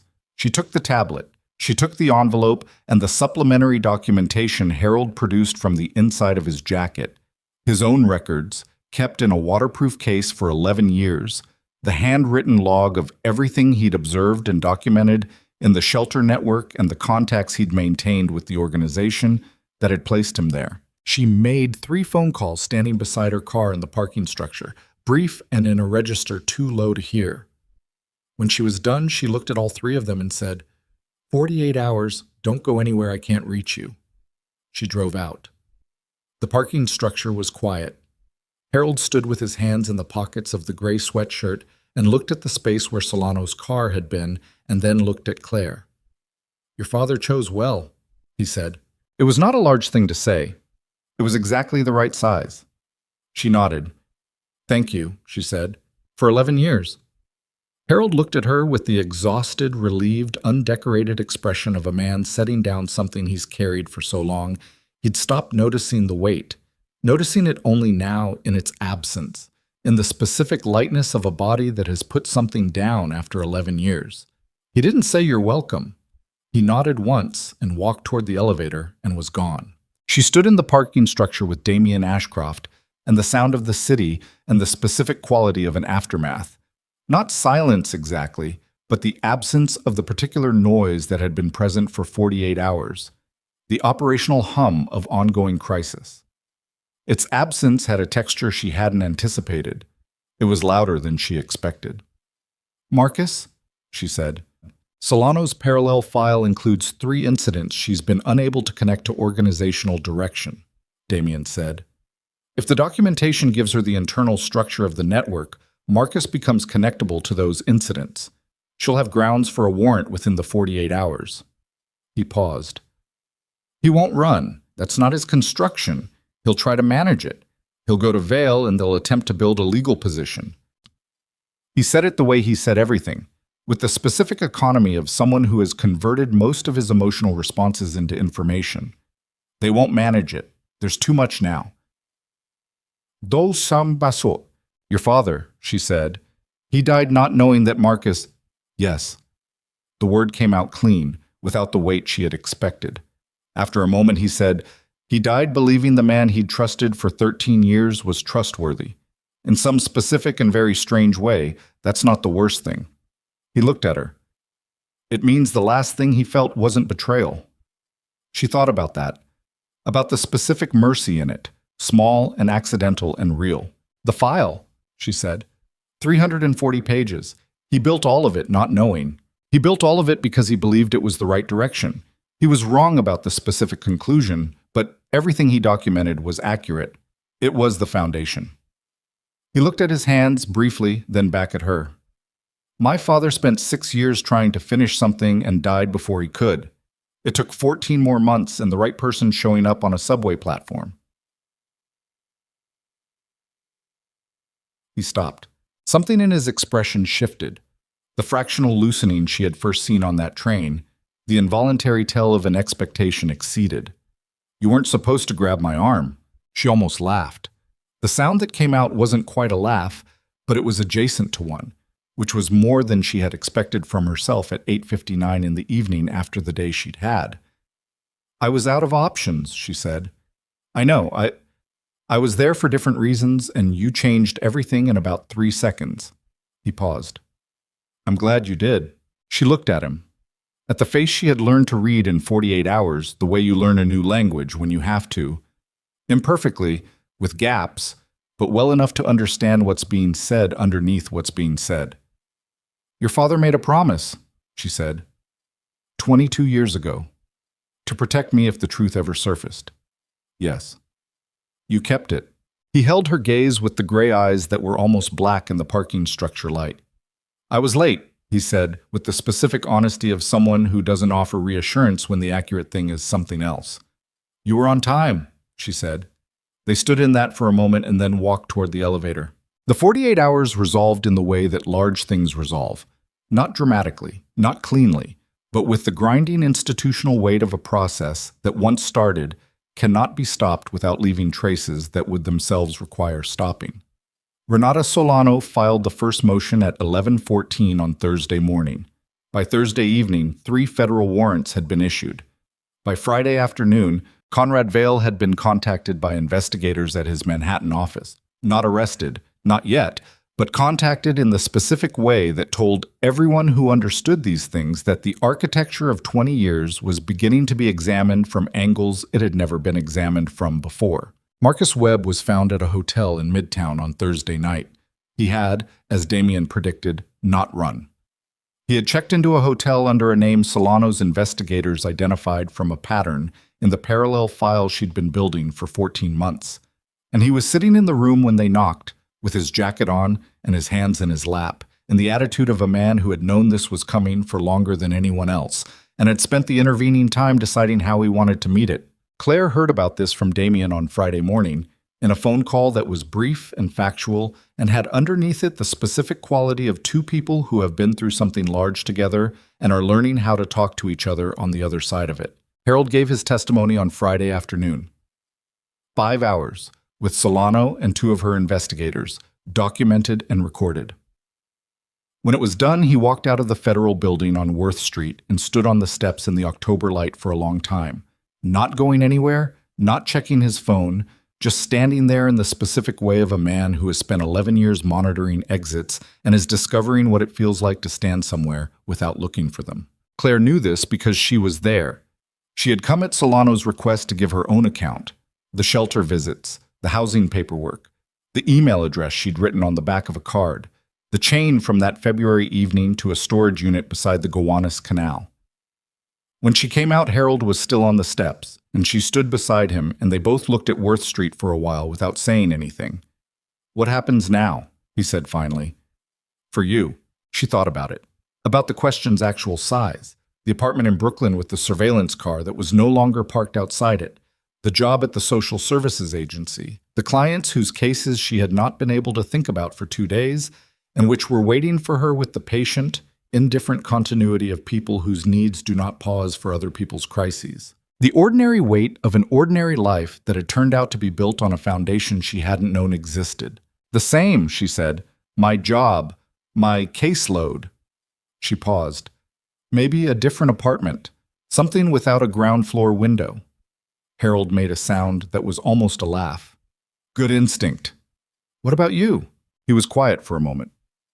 "I don't know. 11 years of one thing, and then it's done. I don't have a good model for what comes next."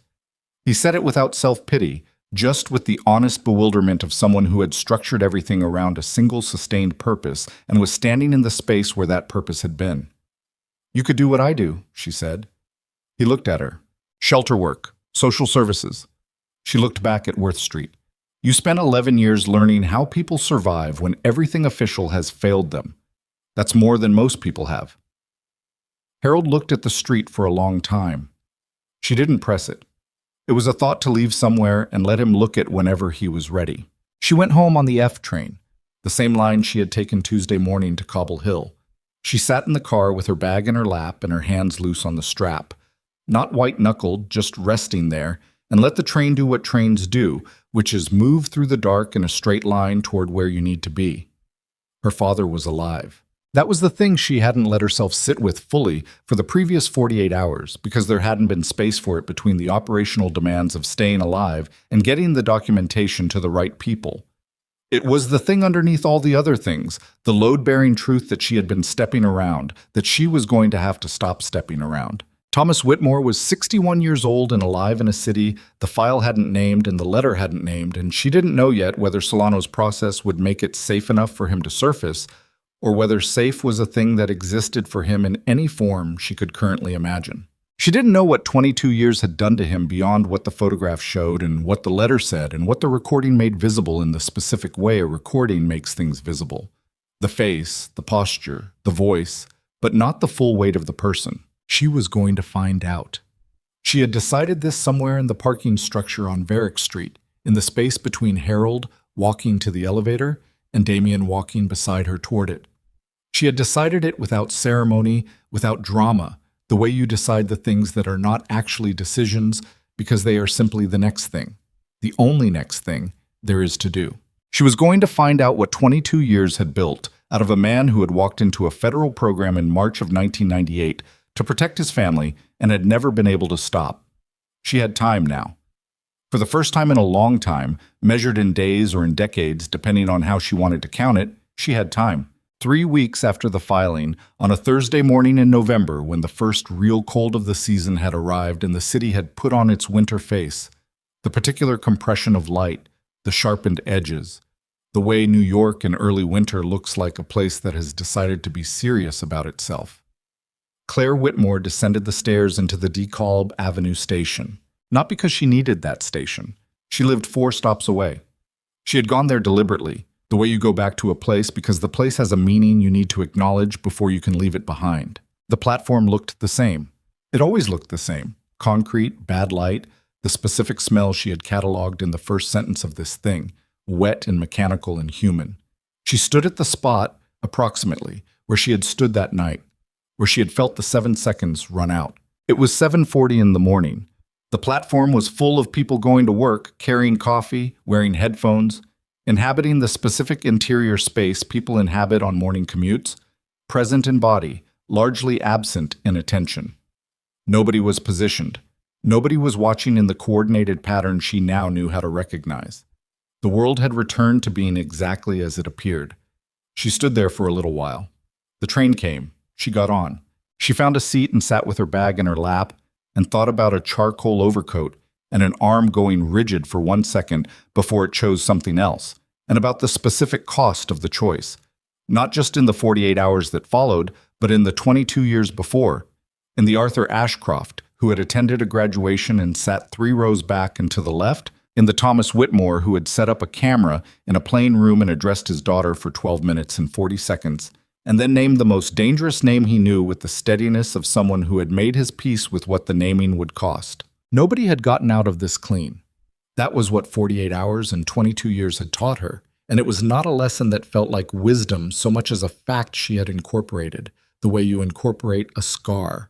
Not something you're unaware of, just something that has become part of the territory of yourself that you navigate. But the thing underneath it, the thing she was still learning to let be true, was this. The love had been real. The protection had been real. The two men who had constructed an elaborate, costly, invisible architecture around her survival had done it without her knowledge and without her consent and at enormous personal cost. And none of that made it clean. And all of it made it real. Her phone buzzed. A text from Damien. Solano says the bail warrant is moving to the next stage. She'll brief us Monday. She read it and typed back, I'll be there. Then she looked out the window at the dark tunnel moving past and thought about Monday, and about what came before Monday, and about the phone call she was going to make to Solano after the briefing, the one about her father, the one in which she was going to ask the question she hadn't asked yet, because there hadn't been a safe moment to ask it, and now there was. The train came out of the tunnel into the light, the elevated section over the canal, the water below catching the November morning, the low Brooklyn skyline doing what it always did, which was exist without apology in its specific version of itself. And she held the light for a moment the way you hold something you know is going to be brief and want to register before it passes. Then the train went back underground, and she let it go, and sat with her hands loose in her lap all the way home.